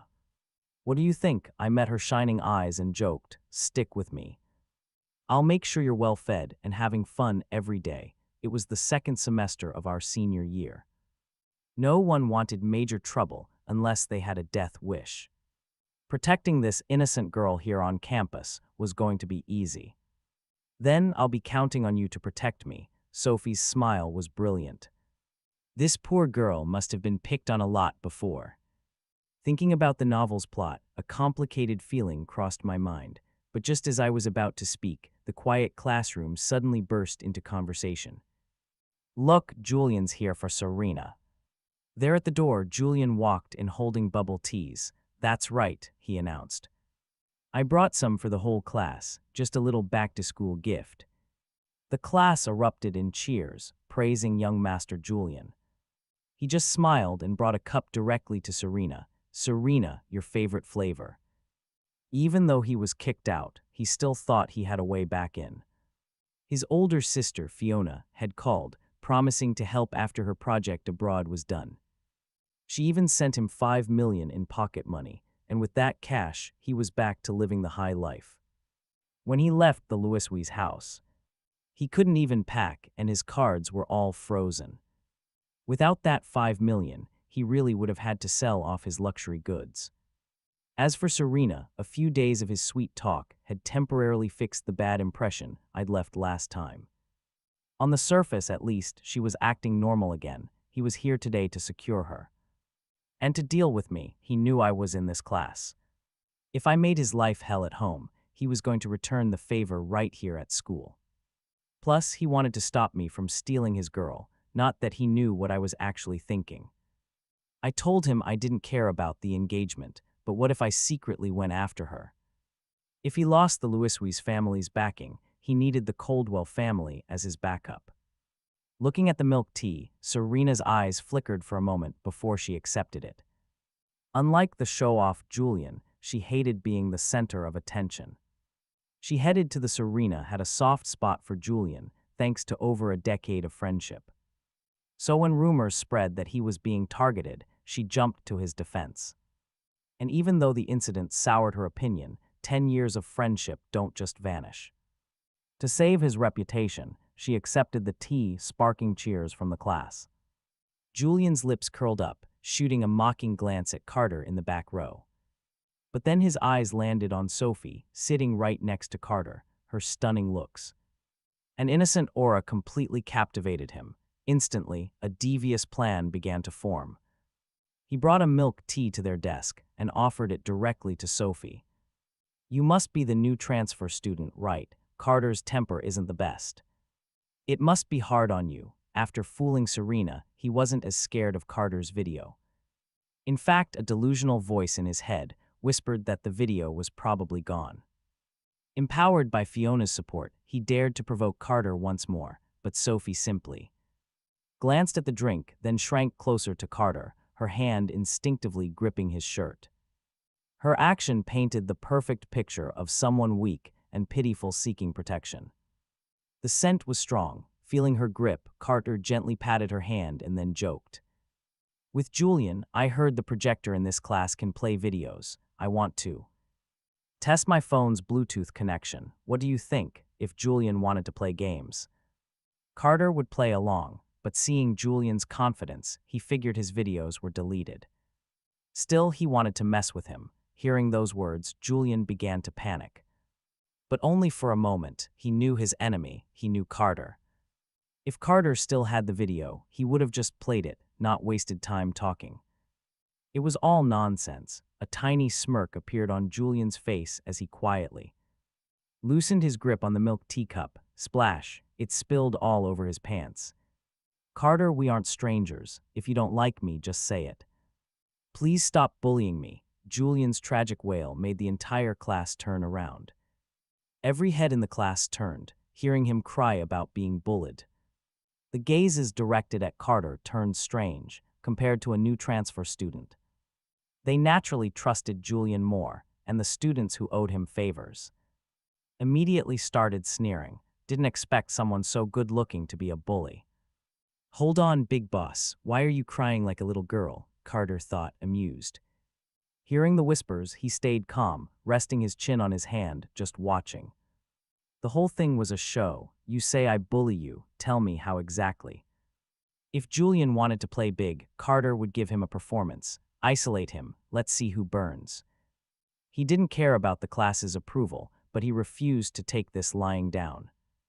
Why are you forcing me?" Seeing Serena approaching, Julian took his chance. He secretly pinched his own arm, hard, then lowered his head to look incredibly wronged. You have to admit, he'd perfected his own unique style of playing the victim. Serena reached the back row, seeing his red eyes and the angry red mark. On his arm, her face turned cold. "Carter, you've gone too far." Julian just wanted to make peace. "Why would you treat him like this?" Her words hammered Carter. into the position of the bully. Admitting to anything now would make him the class target. "Miss Coldwell, how exactly did I treat him?" Carter asked as he slowly stood up. He looked down at the two of them, thanks to helping old Arthur at the fish stall. Carter was a robust 1.8 meters tall. His imposing figure made the whispering students instantly shut up. Most people are selfish, especially in their senior year. Nobody wanted trouble. One wanted to risk their grades defending someone else. So now what? "What are you going to do?" Seeing Carter stand up, Julian instinctively took 2 steps back, scrambling behind Serena. "If you dare touch me, my sister won't let you off." Did he say he was going to touch him? Carter sneered at the boy cowering behind Serena. He just wanted to clear the air. But seriously, hiding behind a girl's back, is this guy for real? Carter couldn't believe this coward would actually pull a stunt like that. What man hides behind a woman? Hearing Carter's words, Serena suddenly put it all together. She felt as if she'd been pushed from behind just a moment ago. With Julian now hiding there, her expression instantly turned ugly. Seeing her face change, Julian quickly made an excuse. "Don't frame me, I just slipped on some spilled tea and stumbled." "Why are you always targeting me?" He took a few steps back at a very convenient time. Carter chuckled right as he stood up, but his memory is terrible. "Hey, look over there, what's that?" Following Carter's pointed finger, Julian's face turned pale. In the top right corner of the classroom, a shiny security camera hung in plain sight. Where did that come from? It wasn't there last semester. "So want to go to the security room and check it out." Seeing his pale face, Carter pretended to be eager. "If you're busy, I can go get a copy of the video myself." Carter truly didn't expect him to be this dense. Getting humiliated at the Louis's house wasn't enough for him.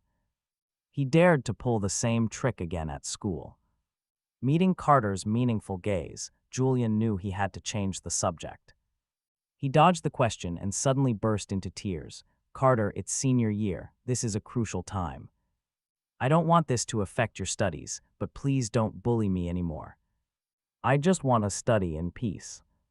These words made him seem concerned for his classmates, while implying Carter had always been a bully. Two birds, one stone, so self-righteous and sharp. Just as Carter was about to teach him a lesson, a soft voice chimed in. "Why do you keep saying Carter bullied you? You clearly spilled the milk tea yourself, and you intentionally pinched your own arm."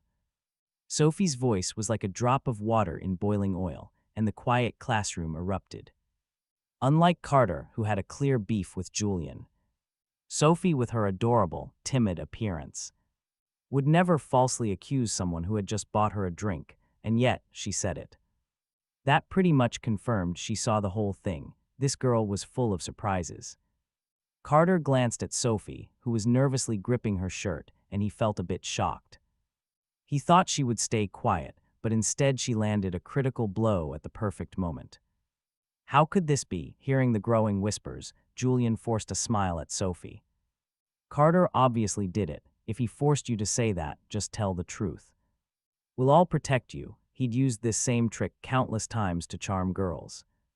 He was confident it would work on Sophie. As long as she changed her story, Carter would be branded a bully for good. "I'm telling the truth. Carter didn't force me." Ignoring Julian's sleazy smile, Sophie answered timidly. "If you have a problem with it, just check the cameras, and please don't smile at me like that." Her voice was soft but held a hint of fear. Anyone could tell that she was afraid Julian might try something. Seeing this, Carter quietly shifted his body to stand in front of her. "You talk too much. Just go check the cameras." Carter insisted on the cameras, shattering the rhythm, and Julian panicked. He knew he couldn't let anyone check them. His entire charade would collapse right there. Gritting his teeth in pure frustration, Julian turned to leave. He had to reach the security room now. If there was evidence, he had to destroy it. Julian shuddered, remembering how Carter destroyed him with a single video at Lewis Manor. The entire class just watched him flee, completely dumbfounded. Their worldviews were shattered. Nobody there was stupid. Julian's actions pretty much proved Sophie was right. They realized he'd orchestrated this whole mess just to frame Carter. The way they all looked at Julian changed in an instant. At their age, they hadn't really seen society's harsh side and were still innocent. Julian's scheme opened their eyes. "Take your time." Watching him flee, Carter pointed at a camera. "Forgot to tell you, that one isn't even turned on yet. So no need to rush and delete the footage like last time. When it comes to psychological warfare, Carter's an expert." Now that the system was silent, he could do whatever he wanted as long as he stayed within the rules. Julian didn't answer. He just froze, clenched his fists, and bolted from the classroom. "Anything else, Miss Coldwell?" After Julian vanished, Carter turned to Serena, who was still standing there. But the arrogance in her eyes, gone. She clearly hadn't expected things to go down like this. Plus, with the incident at the Lewis house, this was now the second time Julian had used her as a pawn. Remembering how she'd mocked him twice, Serena lowered her head, completely embarrassed. She bowed slightly. "I'm sorry I misunderstood you." Surprised by her apology, Carter felt a bit awkward but kept his relaxed demeanor. "It's fine, but please keep Julian on a tighter leash. Him causing trouble like this is really annoying." Serena was speechless. After these last two incidents, she was realizing Julian was far from the perfect guy in her memories. The harsh contrast left her completely conflicted. Watching her leave, a subtle smile played on Carter's lips. In these stories, the fake heir's biggest ally at school is always his fiancée.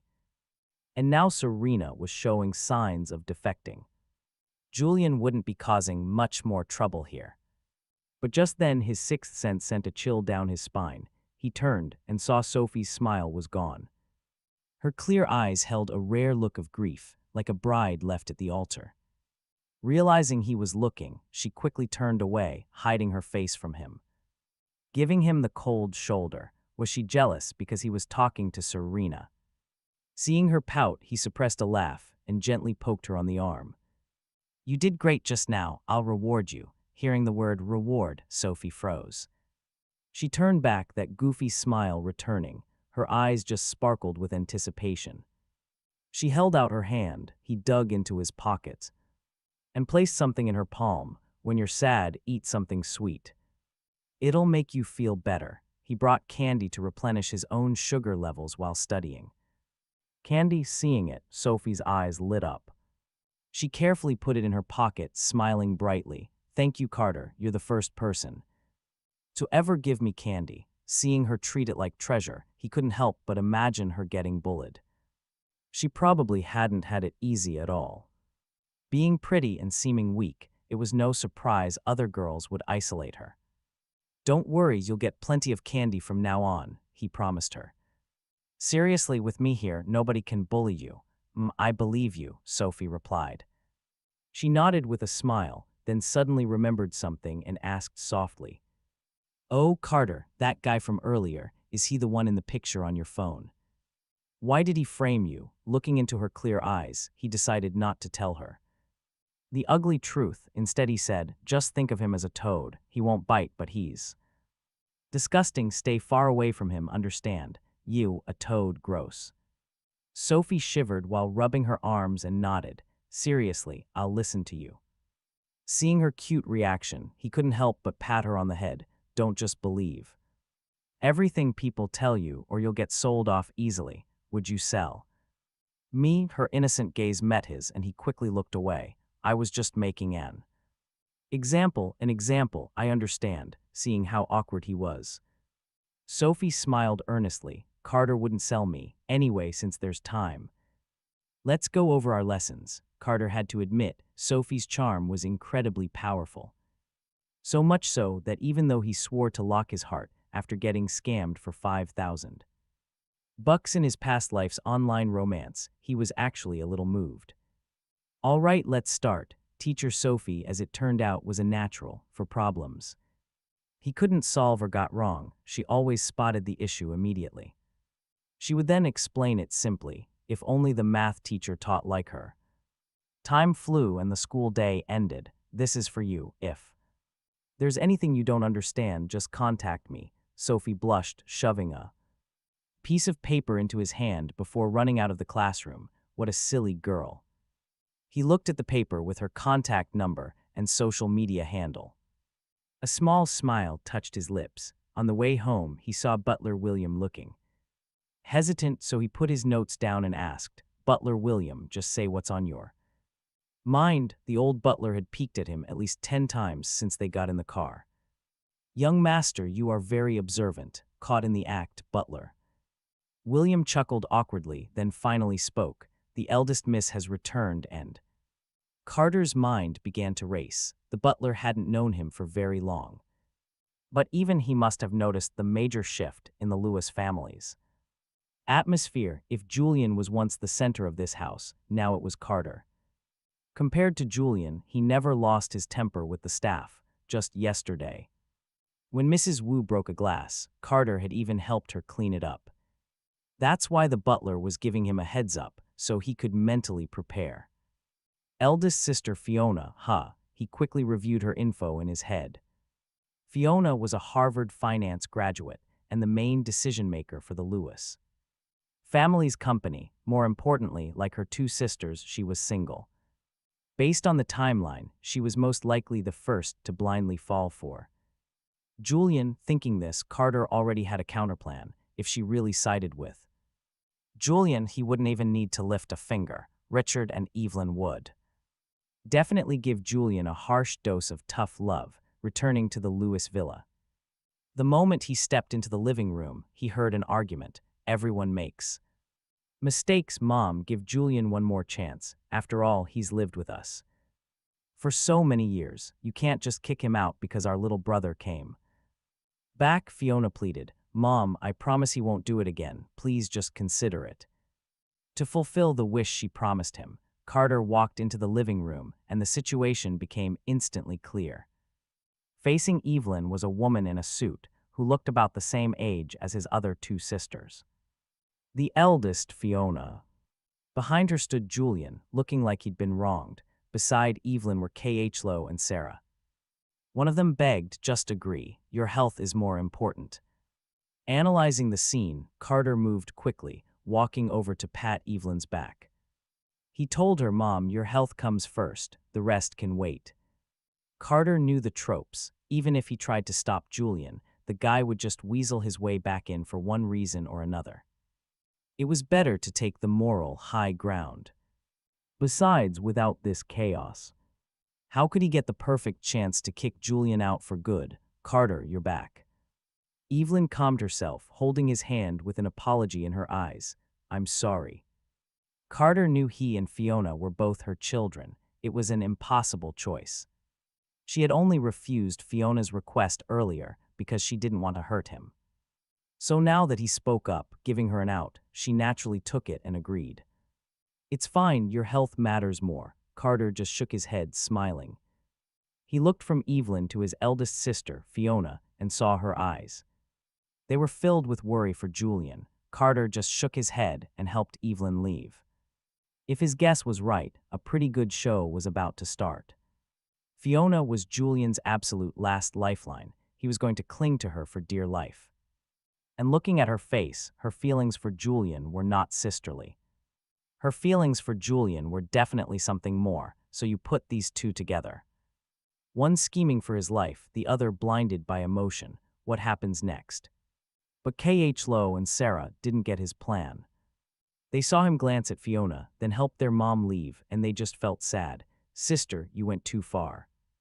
Sarah bit her lip, said her piece to Fiona, and ran after Carter and her mom. Khlo shot a deadly glare at Julian, who was hiding behind Fiona, and then stormed off. In their minds, if Julian hadn't come back, none of this chaos would exist. All they felt for him now was disgust. Should I just go then? Seeing them all leave, Julian, who secretly wanted to run them over, put on a pathetic face. "Mom, second sister, third sister," he whined. "It's okay, Julian, I'm here." Fiona patted his head with a gentle smile. "Go back to your room. I had someone clean it up for you." "Thank you, eldest sister. I love you the most." Julian hugged Fiona tightly. Feeling his embrace, Fiona didn't push him away. A strange emotion flashed in her eyes. Half an hour later, they were at the main dining table. Fiona looked at Carter sitting opposite her and finally spoke softly. Carter, Julian was just afraid of you coming back. That's why he acted that way. He didn't mean to frame you with that video. She added, I apologize on his behalf. Fiona was smart. She'd heard about the video, but chose to believe Julian's tears. But after Carter's recent actions, it was hard for her to be hostile. His calm reaction in the living room made it impossible for her to truly hate him. You don't have to, Carter raised a hand, cutting her off. What's done is done. Let's not bring it up again. Instead of talking to me about it, you should be figuring out how to apologize to our mom. Ouch. Forgive him. But after Julian's little stunt earlier, that apology from his sister felt way too simple. Seeing he wasn't buying it, Fiona pressed on anyway, saying she was sorry for everything he'd done. She really cared for Julian, but it was pointless. Carter had done nothing wrong. Looking at Fiona, practically begging for her brother, he just propped his chin up and smiled. Instead of dwelling on it, he asked about her trip abroad. If she were a typical villain, he would have already shown her a world of hurt. But she wasn't. She knew right from wrong, so he didn't need to be hostile. Plus, Carter had other plans in motion. Seeing his tone change, Fiona let out a sigh of relief. But there was one thing. What she failed to notice during their pleasant chat was a pair of venomous eyes glaring at them from the second-floor hallway. 10 minutes later, Richard was seated, and the servants started serving the food. Thanks to the calm conversation between Fiona and Carter, the earlier tension had mostly vanished. The Louiswies family hated seeing their children fighting. When the last dish was served, Fiona saw the empty seat beside her and asked the servant, why hasn't Julian come down to eat? At his name, the peaceful mood shattered. Every eye in the room quietly shifted to Carter, worried he would get upset. The servant looked nervous, glancing his way. She pressed her lips together, clearly hesitant to speak. Just as she found the courage to open her mouth, Carter cut her off. Were you going to say that young Master Julian is in a bad mood and refuses to eat? He then shot a pointed look at Fiona, making sure she got the message. Hearing his cold, emotionless voice, the servant's hesitant expression just froze. She hurriedly tried to defend herself. No, if not, then tell us why he isn't coming down. He rested his chin on his hand, his gaze locked on her. With the whole family watching, the servant began to panic. If not for Julian's bribe, she never would have dared to pull this, but now that he'd called her out, what could she say? Her guilty expression said it all. Everyone in the room knew Carter was right. Their disappointment in Julian deepened. Eldest sister, now do you see why I didn't want him back? Chloe glared angrily at the servant, then at Fiona. To protect this family, you need to make him leave. Facing everyone's stare, Fiona opened her mouth but was speechless. The servant's actions made Julian's petty motives painfully obvious. All right, eldest sister, Carter said, stopping the argument. I hope you can keep him in line. He shook his head with a smirk. Dealing with this felt like stepping on a toad. It doesn't bite, but it's disgusting. He knew that pressuring Fiona now was useless. She couldn't kick Julian out over one little incident. So instead of dragging this out, it was time to advance his own plans. I'll go find him right now. Fiona looked at Carter gratefully, then stood and headed upstairs. All right, let's eat, Evelyn clapped, trying to break the tension. The food won't taste good if it gets cold. At her words, Khlo, Sarah, and Carter nodded in unison and started eating. Richard, however, had remained as calm as an old dog, acting as if Julian's childish drama was completely beneath him. With them gone, the dining room finally calmed down. He knew his time was now. While eating, he casually asks Chloe, third sister, how were those movies you recommended? Movies. Hearing them talk, Sarah immediately protests, you watched them without me again. This was supposed to be their thing. Why was she suddenly on the outside?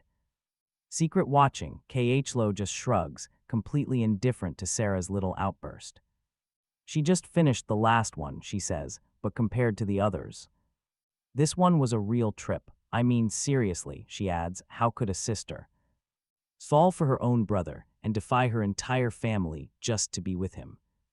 She might not have meant anything by it, but everyone else sure did, hearing K.H. Low. The entire Lewis family instantly looks up, right towards the second floor. K.H. Low sees their reaction and gasps. She mutters, no, it couldn't be right.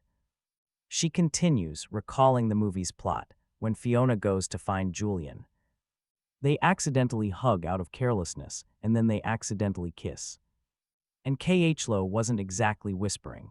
Hearing this, the Lewis parents immediately lost their appetites. They shoot up from their chairs and bolt straight upstairs. Eldest sister wouldn't really go that far, right? Sarah swallows hard, watching her parents go. She doesn't finish, but everyone gets it. Both Chloe and our protagonist knew. He decides they should go see. It's weird just sitting here eating without mom and dad. With that, he gets up and heads for the second floor, since the moment he realized that Fiona might have special feelings for Julian, he had been waiting. Every little incident had pointed to this day, but this wasn't his real plan. He wasn't going to get Julian kicked out with such a simple trick. Julian may be brainless. But Fiona wasn't a total idiot. She wouldn't do something this stupid right now. So no, this was just the appetizer. Oh, he had a whole feast planned for Julian. A whole series of gifts, and yet, he still underestimated the power of a lovesick brain. Because as he and his sisters reached the second floor, a sharp slap echoed out. It came from Julian's room, followed by the furious shouts of Richard and Evelyn. Get out of the Lewis house immediately, Richard roars. You bastard. How dare you, Evelyn curses. Then Julian's voice, panicking, Mom, Dad, listen to me. It's not what you think. Amidst the chaos, he glances over at K.H. Low. She looks completely stunned. He smirks. Joke's on you, third sister, congratulations. On becoming a prophet, K.H. Low forces a smile. Thanks. 10 minutes later in the living room. The servants had all quietly disappeared, leaving just the Lewis family members. And there, Julian and Fiona are kneeling in the middle of the room, awaiting their fate. Compared to Julian, Fiona looks much worse, despite only having a slap mark on her face. Her hair is a mess, and her clothes even have footprints on them, obvious marks. From where she used her body to shield Julian from their father's rage. Mom, Dad. Since Julian has no blood relation to our family, then he and I, she trails off. Facing her furious parents, Fiona doesn't dare finish, but everyone there understood. No blood relation, so it's okay for them to be together, right? Meanwhile, Julian is playing the coward, keeping his head down, seeing her daughter so unrepentant. Evelyn clutches her chest, looking like she's about to completely collapse. Mom, calm down. He rushes to support her, pulling a heart pill from her pocket. He gives it to her. Don't get worked up. Let me talk to our eldest sister. Julian had just handed him the perfect opening. If he didn't act now, when would he? Was he just enabling his twisted fantasy? After Fiona took the pill, Evelyn stared disappointedly at the daughter she once had such high hopes for, and Carter helped her to the sofa. Richard was furious. He wanted to land a few more hits, but stayed by his wife's side to care for her. Carter then looked at the battered Fiona.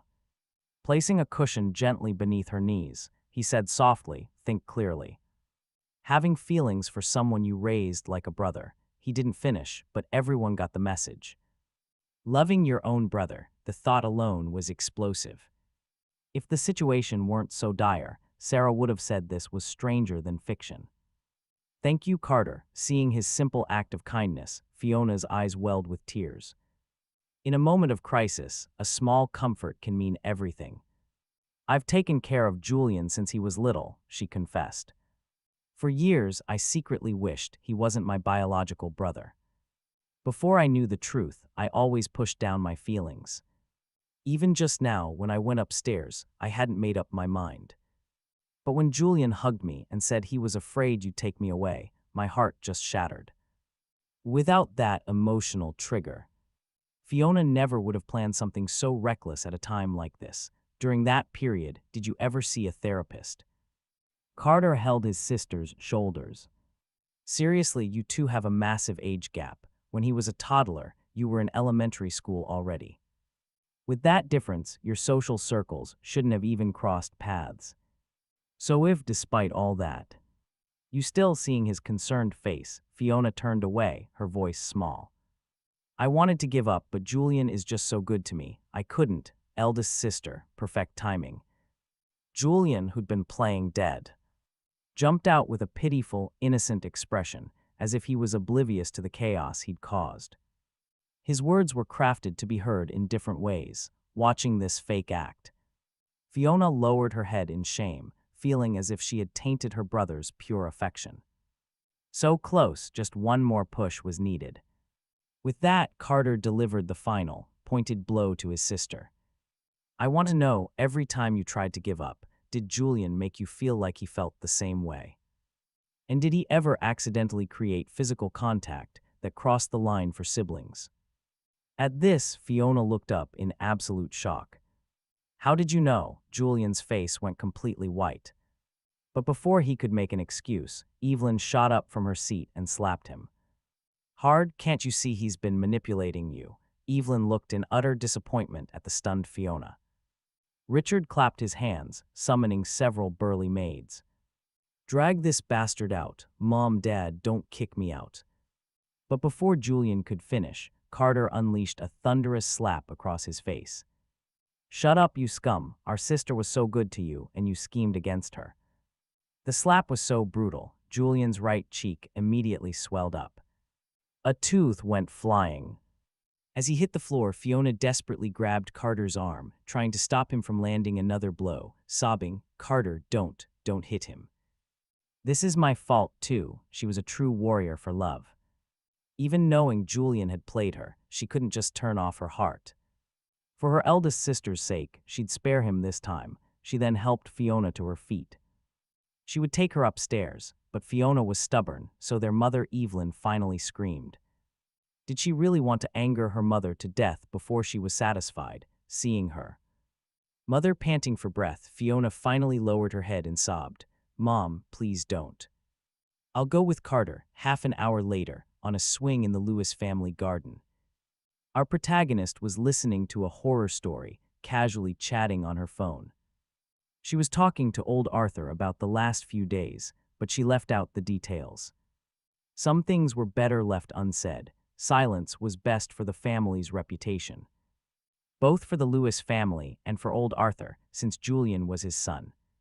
She didn't want him heartbroken over the fallout from Fiona's punishment. After discussing it, everyone agreed to ground Fiona until she finally woke up. As for Julian, he was, of course, kicked out of the house by their parents once again. But this time there was no car. He could walk or call a cab. She felt a little evil. Looking up at the stars, she put her phone down to tease the system a bit.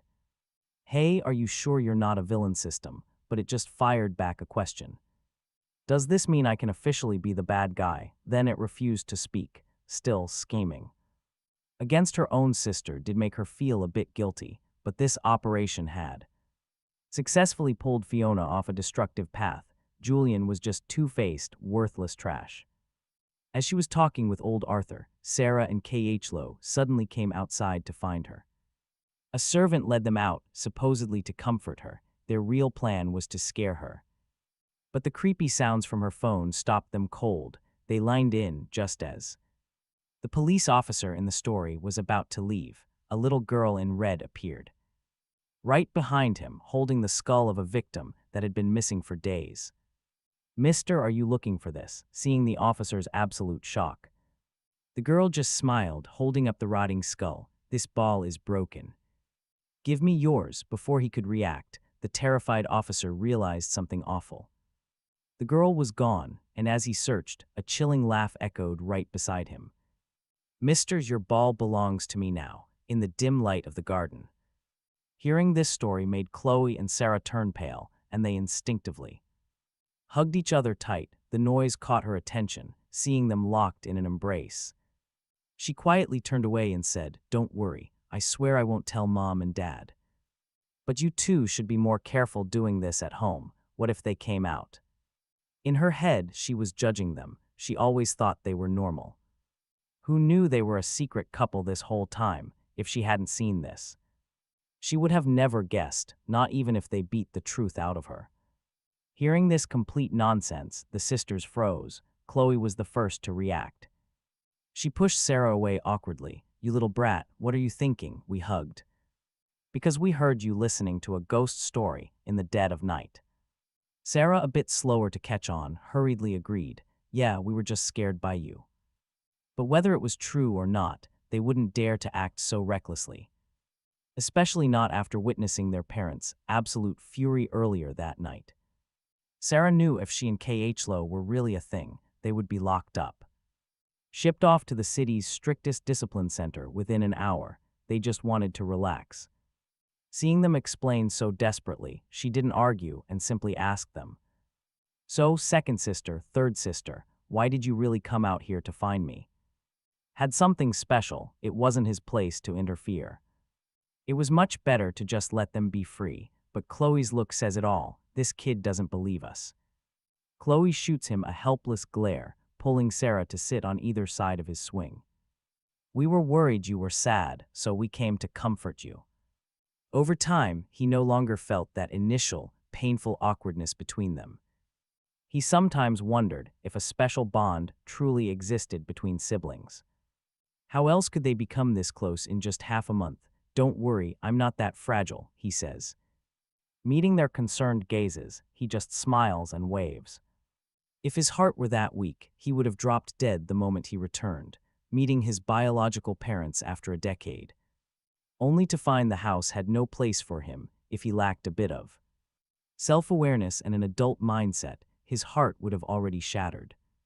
If he were the original Carter from the novel, he wouldn't be sitting on this swing, casually chatting with his sisters. He'd be stuck in a basement somewhere, enduring the family's cold shoulder and Julian's manipulative little games. Let's just forget about that day. Hearing him mention it, Chloe awkwardly scratches her head.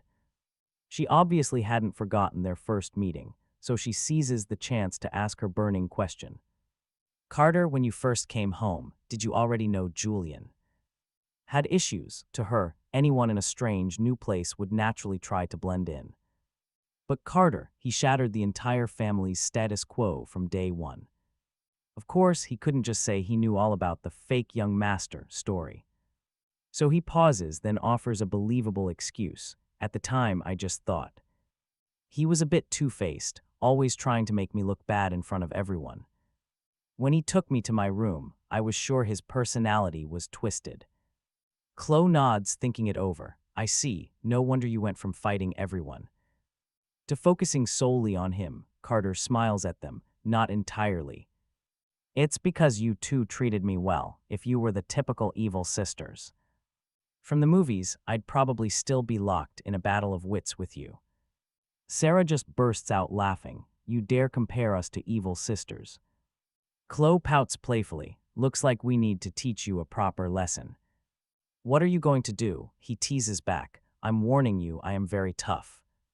Don't you dare tickle me, I surrender." In a flash, the quiet garden fills with their playful laughter. At the same time, from a second-floor window, someone watches. Seeing the three of them having fun, Fiona recalls Julian's actions from that night. She bites her lip, whispering, "Was I really wrong?" At 11 p.m., back in his room, after the great garden war with his sisters, Carter showers and unwinds. He collapses onto his massive 3x3-meter bed. He almost forgot about her. That silly girl. He sits up, pulling the piece of paper from his uniform pocket. He finds Sophie's social media profile and quickly sends a friend request. With all of Julian's drama tonight, he had completely forgotten about her note. If it hadn't felt like something was missing, he might have forgotten for good. A few seconds after he sends the request, it gets accepted. Sophie's avatar is just like her, a soft, fluffy polar bear looking silly and pure. "Hello, Carter. I'm your desk mate, Sophie." He thinks she's kind of amusing. Looking at the message, he chuckles and types back fast. "Sophie, if you don't sleep now, you won't grow taller." Good night, Carter." He puts down his phone, imagining her smile. He saw her staring blankly at the screen. Had she waited all night? With that thought, he quickly fell into a deep, peaceful sleep. The next morning, inside class 121 at First High School, he smiled, greeting Sophie and sitting down beside her. Good mornings. As he took his seat, Sophie gently tugged his sleeve, offering him a grape. Want one? She smiled brightly, her pearly white teeth showing. Her chubby cheeks made her look just like an adorable hamster. He looked at her expectant and slightly nervous eyes and simply nodded with a smile. He took a bite of the grape. A sweet, refreshing taste instantly filled his mouth. He gave a thumbs up. Amazing, he could never pick grapes this sweet himself.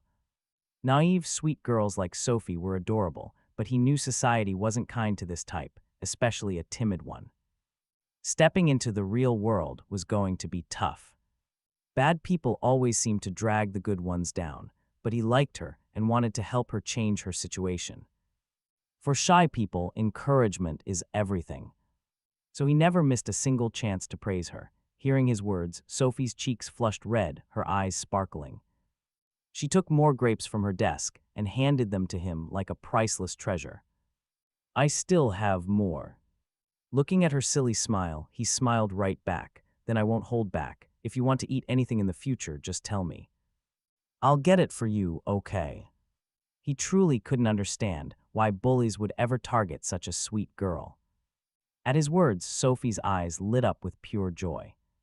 Seeing him finish the grapes, she tried to find more, but her desk was empty. All gone. Noticing her action, he awkwardly scratched his cheek. He had eaten her entire supply. Oh, it's fine. Seeing his reaction, Sophie just smiled, pulling a whole box of grapes from her bag.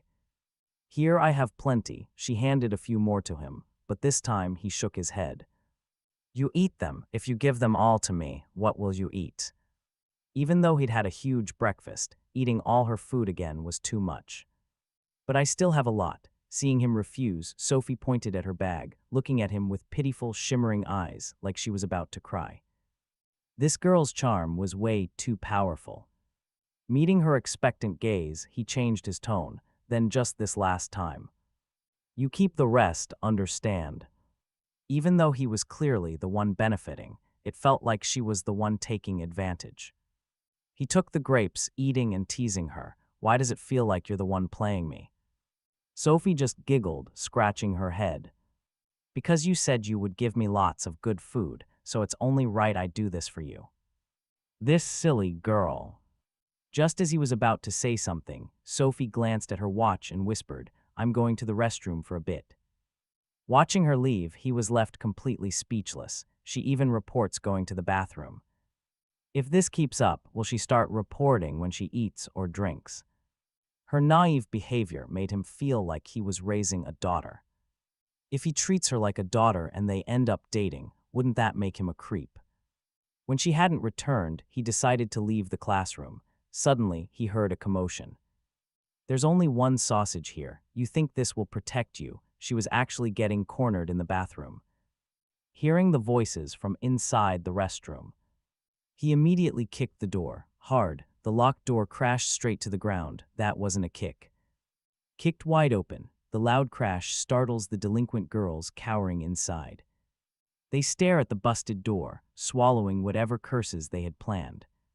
If he kicked them like that, their little frames would never survive it.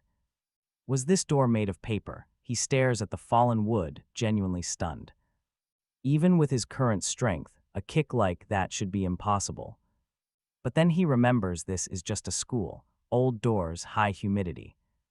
Most of it was probably a fragile shell. Whatever, his eyes find Sophie. Sophie, come here. 20 minutes she was gone, and this is what happened. She was cornered. He just promised he would protect her, and now this. Hearing his voice, Sophie keeps her head down and bolts over to his side. She was running like a pack of wolves was right behind her. He shields her. Are you okay? Sophie just shakes her head slightly, whispering back, I'm fine. That's good. He holds her shoulders, moving her to a safer spot nearby. Wait here, I'll be right out. No fighting. But as he turns to go back in, Sophie yanks on his sleeve. She knows fighting will only cause more trouble. Don't worry, he says, I'm just going to talk some sense. He pats her head. Seriously, just be a good girl and wait, understand? She quietly agrees. With Sophie safe, he walks back into the restroom, eyes locked on the leader. Hey, before she can even get a word out, he grabs her arm and throws her. A majestic 360-degree shoulder throw. The sharp pain makes her gasp. She's about to scream a curse at him, but then her entire face freezes. She snaps her mouth shut. Listen up, don't you ever cause trouble for her.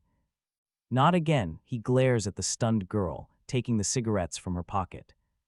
He tosses the whole pack into the sink. If this ever happens again, he warns, it won't be this simple. You stole her grapes, this pack is compensation. Don't steal anymore, he'll take something every time, it's only fair. Those girls holding grapes definitely took them from Sophie, he doesn't smoke anyway. Trashing them was the best option. Seeing no one dares to argue, he stands up. He gives them one final glare and walks out. Class is starting, no more time. No time to waste on them, but as he leaves, a strange look flashes across the leader's eyes. It's not anger, but a weird sense of injustice. On the way to class, Sophie is quiet, head down, acting like she's at fault. He gets annoyed and pokes her forehead. You silly girl, don't you know how to fight back when you get bullied? Sophie just covers the spot where he poked her. Because you said you'd protect me, she whispers, so I knew you would definitely show up. Her voice is small but firm, and he's suddenly at a loss for words. After a moment, he gently lifts her face, telling her, seriously, listen. I can't be there all the time, right? So you have to learn to stand up for yourself. To say no to their ridiculous demands, understand, even if it's hard. Her sweet, naive nature just makes him want to protect her even more. But he can't be attached to her hip 24/7. This is the only way. Feeling the warmth from his hand, Sophie blushes, nodding with a tiny voice. I know, then she hurriedly pulls the last few grapes out from her pocket. Here, you eat the grapes. Didn't she just say she understood? He looks at her. Seeing that serious, innocent face, he can't help but pinch her cheek. He tells her she has to say no, that it's not okay. Got it. His exasperated gaze meets hers. Sophie blushes but argues back. Seriously, I don't think giving you food is a bad thing. You're different. But before he can continue his lecture, an angry voice rings out, shattering the moment and forcing them both to look. It's Serena storming towards them and dragging Julian, who's clutching his cheek. Of course these two are together again. Seeing them approach, Carter acts. He shields Sophie behind him, asking coldly, what's the matter? Julian has already left the Louisouis family. Why are you still targeting him? But Serena glares right past him, at Sophie blushing behind his back.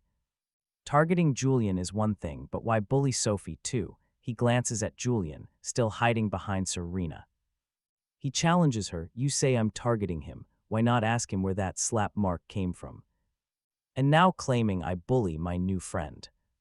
All I can say is if you won't use your eyes, donate them to someone who needs them. He's stunned that Julian, after all the drama at the Louisouis' house yesterday, would dare drag Serena here to cause him trouble. How big is this guy's ego, or does he think Carter is a pushover he can step on? Serena, I'm fine. Julian pulls on Serena's sleeve, looking at Sophie peeking from behind Carter, and says pitifully, Sophie, don't worry, Carter is just a bit rough. If you're worried about anything, just tell us. We'll help you solve it. After being kicked out of the Louisouis family again, Julian knew his chances of returning were almost zero, so he had to hold on to Serena for dear life. Plus, he had to make her despise Carter. So even if their families tried to push an engagement, she would never choose him. If she chose Carter, he could still swoop in and enjoy a life of luxury. That's why right after leaving, he called Serena. Claiming Carter threatened to leak his old video if Julian didn't do exactly what he said. And that terrible excuse actually worked. He still thought Carter was two-faced, one way to his face, another behind his back. Sophie speaks up, casually calling someone rough is very rude. Looking at Julian's pitiful act, Sophie grips Carter's shirt, totally confused. Also, boys usually protect girls. Why are you hiding behind a girl's back? Are you wanting Serena to protect you? And why do you keep saying Carter bullies you? I haven't seen him do anything bad or bully anyone. Her expression was sincere, not defending Carter, just stating what she saw and understood. But her string of deadly questions froze Julian's pity party. He couldn't answer a single one, especially the part about hiding behind Serena. That question felt like putting his neck on a guillotine. He quietly steps out from behind Serena, lowering his head, pretending he wants to speak but can't. Intentionally showing off that slap mark on his face, he knew anything he said now would be wrong. Playing the victim was his only chance to flip the situation. Seeing Julian silent and noticing the slap mark, Serena frowns and turns to Carter. "Anyway, you slapped him, didn't you?" she asks, though she senses something isn't right about his reaction. But things had already gone this far. She couldn't just walk away now. "Yes, I slapped him," Carter admits, raising a hand. "Don't rush." "I'm not finished." He then steps forward, grabbing Julian by the collar, ignoring his struggles, and slaps his other cheek hard. But he feels as if he wasn't the one who delivered that first slap. "You hit me again," Julian cries out. With a searing pain on his cheek, Julian howled, unable to remember which slap this was. For over a decade, he'd rarely even been bumped, let alone struck like this. "You violent thug, let him go." Seeing the attack, Serena grabbed the man's arm. "Let go or I'll never forgive you," she screamed. He simply told her to fix her brain. He released his grip, and Julian, losing all support, slumped right to the floor. "Julian, are you okay?" Serena immediately crouched down to help him up. "Serena, you see that? He hit me again," Julian cried, diving into her arms. He then pointed at Sophie. "He's a thug. Stay away from him before you get hurt." But strangely, Sophie didn't move. She just stared intently at Julian's cheeks. Her expression was pure confusion. The slap marks, they don't match. One is big, and one is small. Her voice was soft, but it cut through the air, silencing everyone. Even the howling Julian froze, sucking in a sharp breath. Serena pushed him away.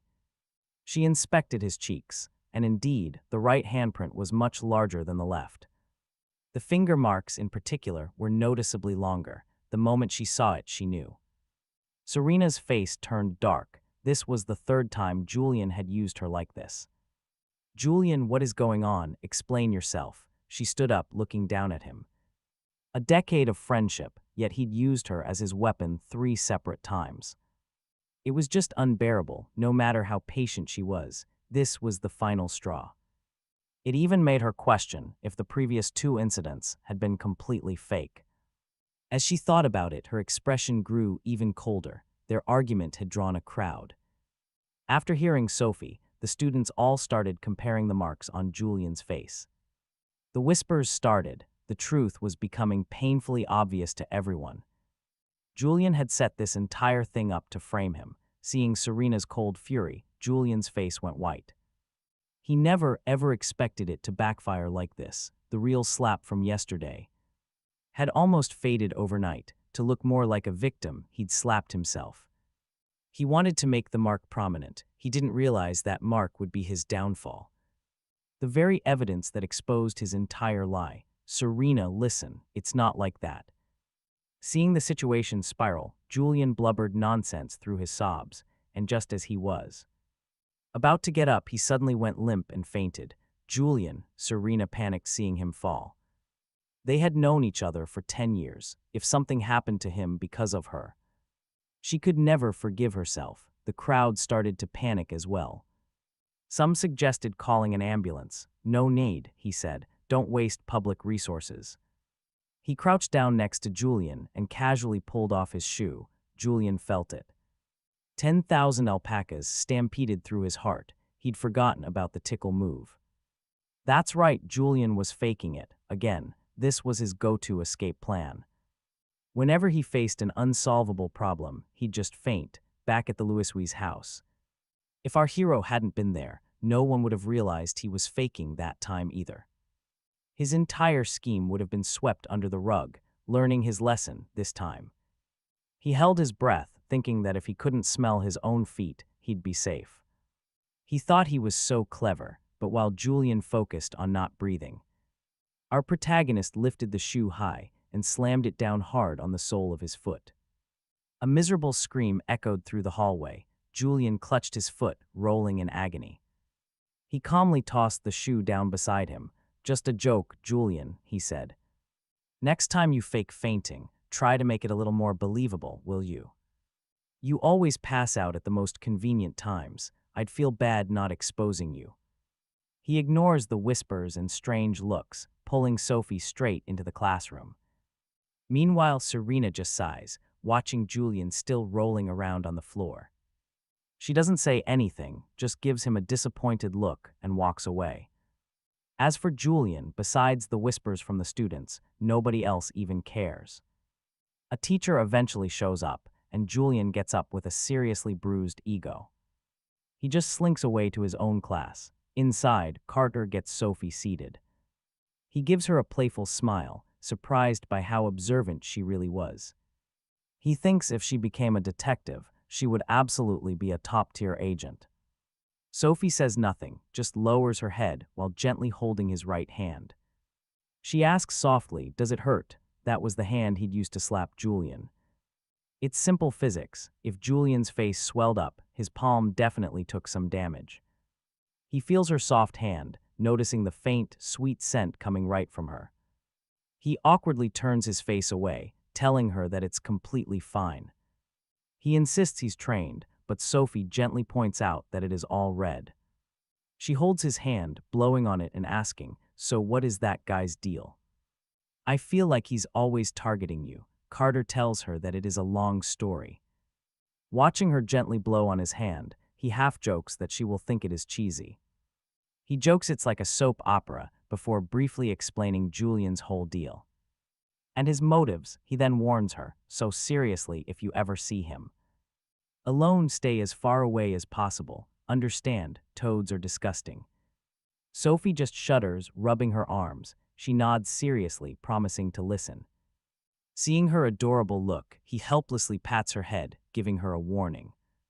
"Don't just believe everything you hear. You'll get taken advantage of." She asks, "Would you sell me?" Her direct gaze makes him look away. "It was just an example," he stammers. "Understand, I get it." Seeing him so flustered, Sophie just smiles knowingly. She adds seriously, "Carter wouldn't sell me," then asks for help studying. Carter has to admit, Sophie's charm is ridiculously powerful, even for him. He swore to lock up his heart after being scammed out of $5,000 online. But he's a little swayed. "All right, let's start," and teacher Sophie is truly something else. She had a true gift for teaching. For problems he struggled with, she'd immediately spot the issue and explain it simply. He muses that if the math teacher taught like her, nobody would ever sleep. Time flew, and soon the break arrived. As he was about to continue the tutoring session with Sophie, Serena approached them. Serena was handing out placement test papers, a task given by the teacher. She arrived at their desk. Unlike normal classes, this elite one requires pre-study. So on the first day, teachers gave a test to see where every student stood and adjust the teaching pace accordingly. Seeing Carter and Sophie laughing, Serena gets a gloomy look in her eyes for a second, but she quickly hides it. She puts the test papers on the desk, telling Carter, "I'm sorry that I misunderstood you again. If you need it, I can help you with reviewing." Because she got into school through the Lewis family, she knew a little about him. His grades were not top tier. 80% of the class could easily outscore him. He says no need to apologize, and who knows about a next time anyway.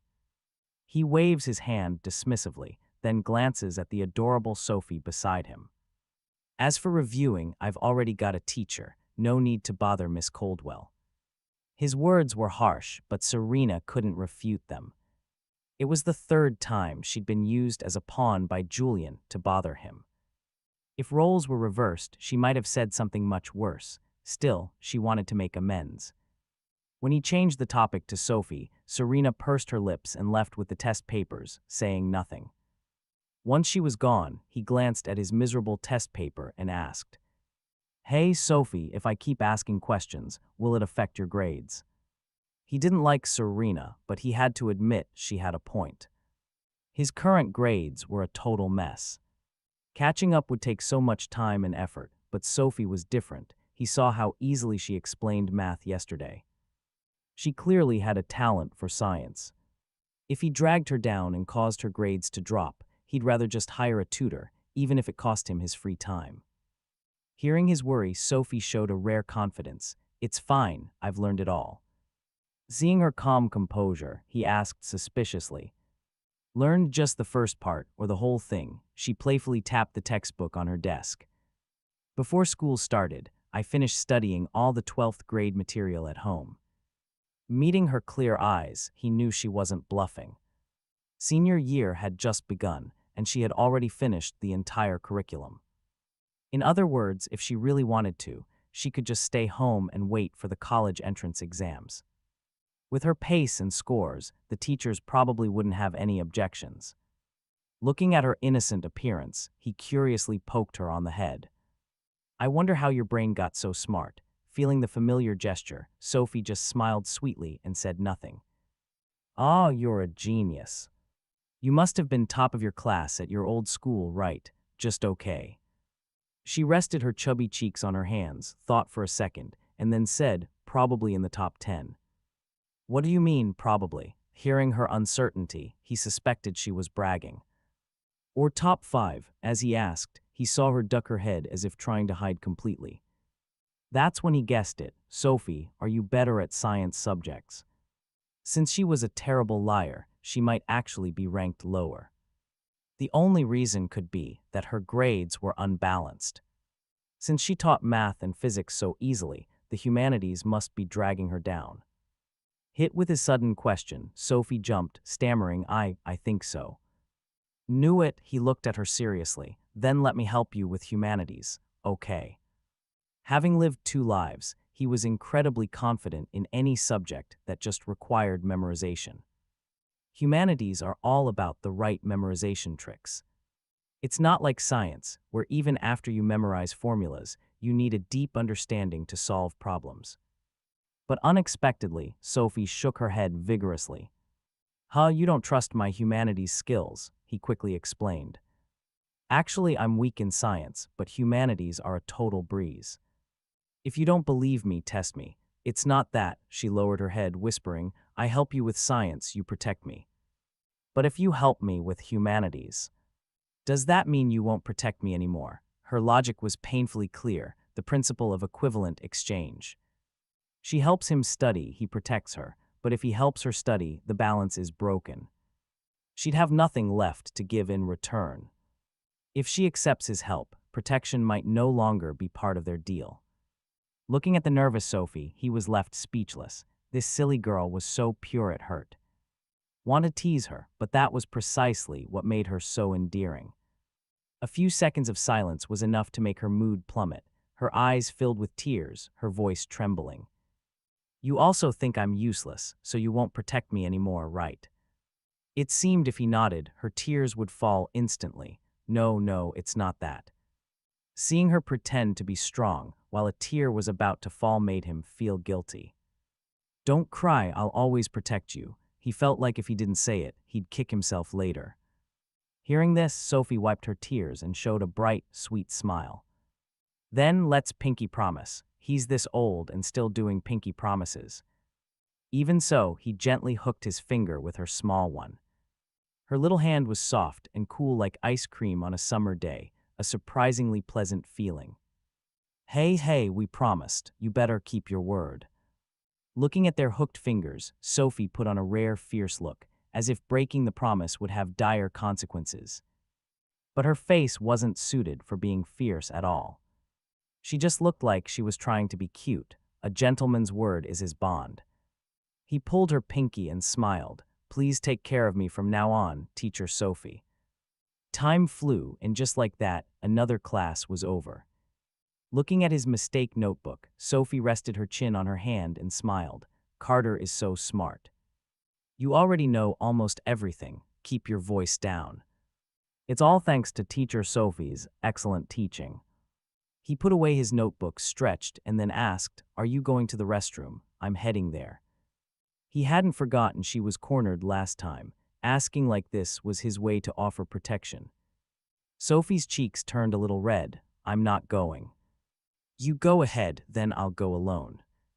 But just as Carter was about to stand up, 6 or 7 students from other classes suddenly appeared at the doorway.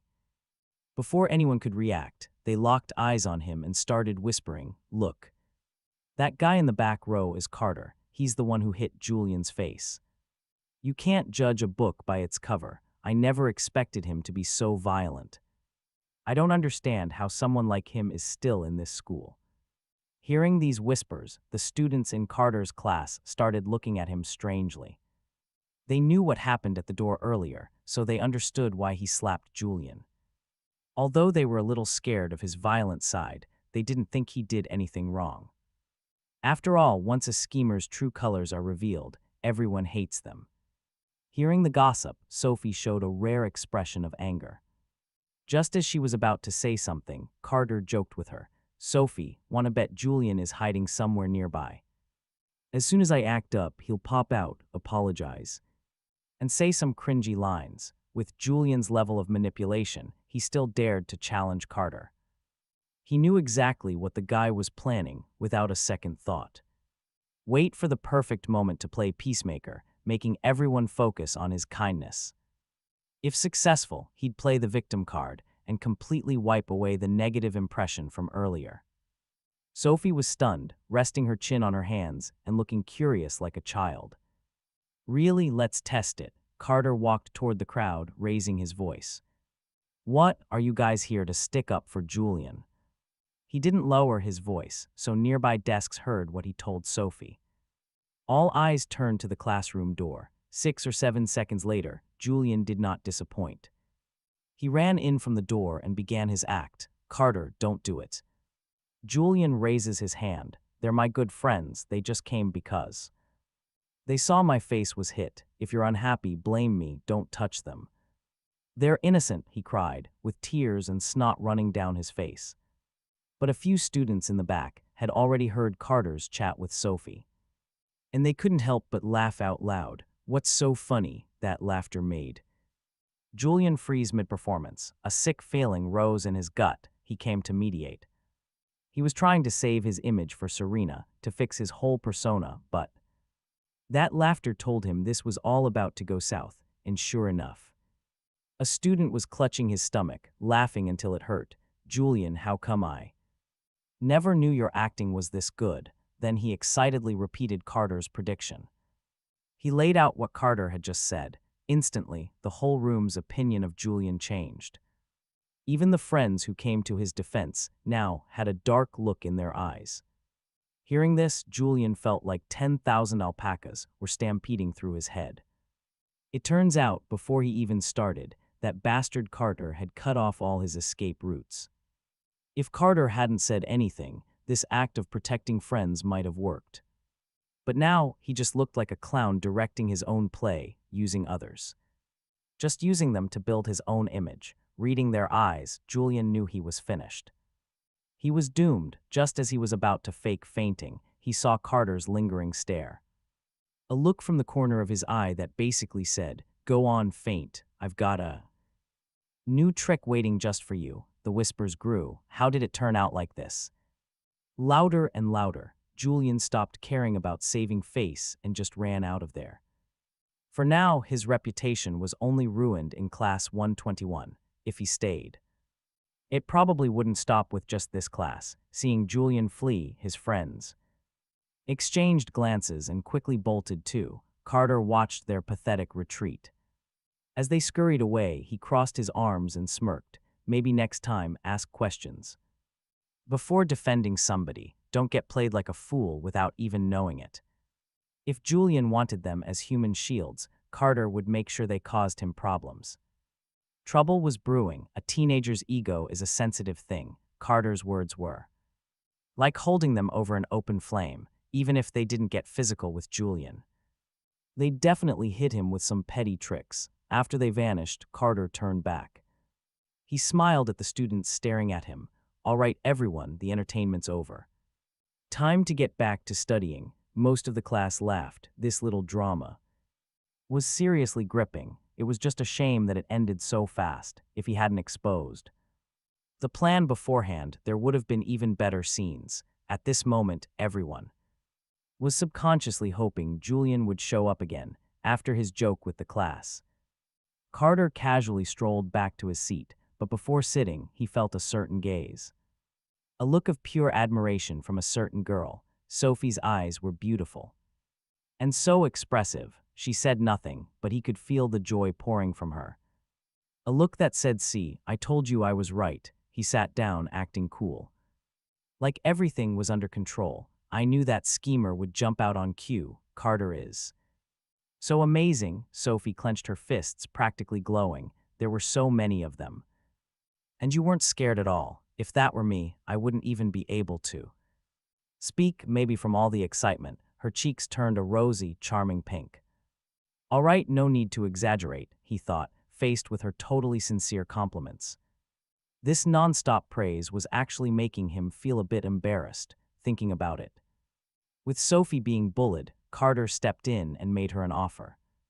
He planned to teach her a few quick, brutal moves, like the groin strike, or even an eye poke. Serena was still watching them, her hearing much better than most, so she'd been listening to his side of things. She instantly heard him say Julian would jump out. At first, she was skeptical, even though Julian had tricked her several times. She still refused to accept he was two-faced, but reality gave her a harsh slap. He didn't just jump out, he did it.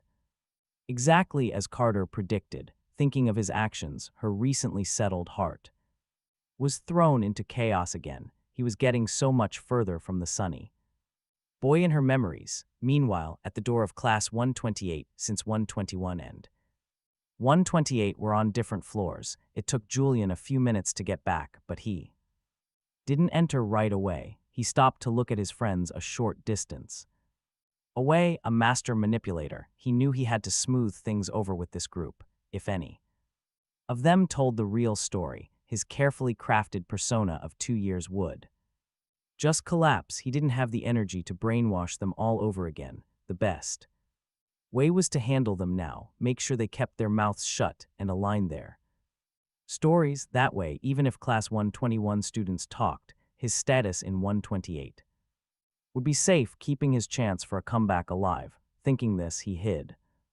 his venomous look and flashed a smile at his friends. Thanks for standing by me, everyone, for the next week, starting today. Snacks and lunch are on me. How does that sound? The students glanced at each other, then nodded together. Only an idiot would turn down an offer like that. Tangible benefits are the most convincing deal. I'm heading in. Once they entered, Julian's smile dropped, his gaze fixed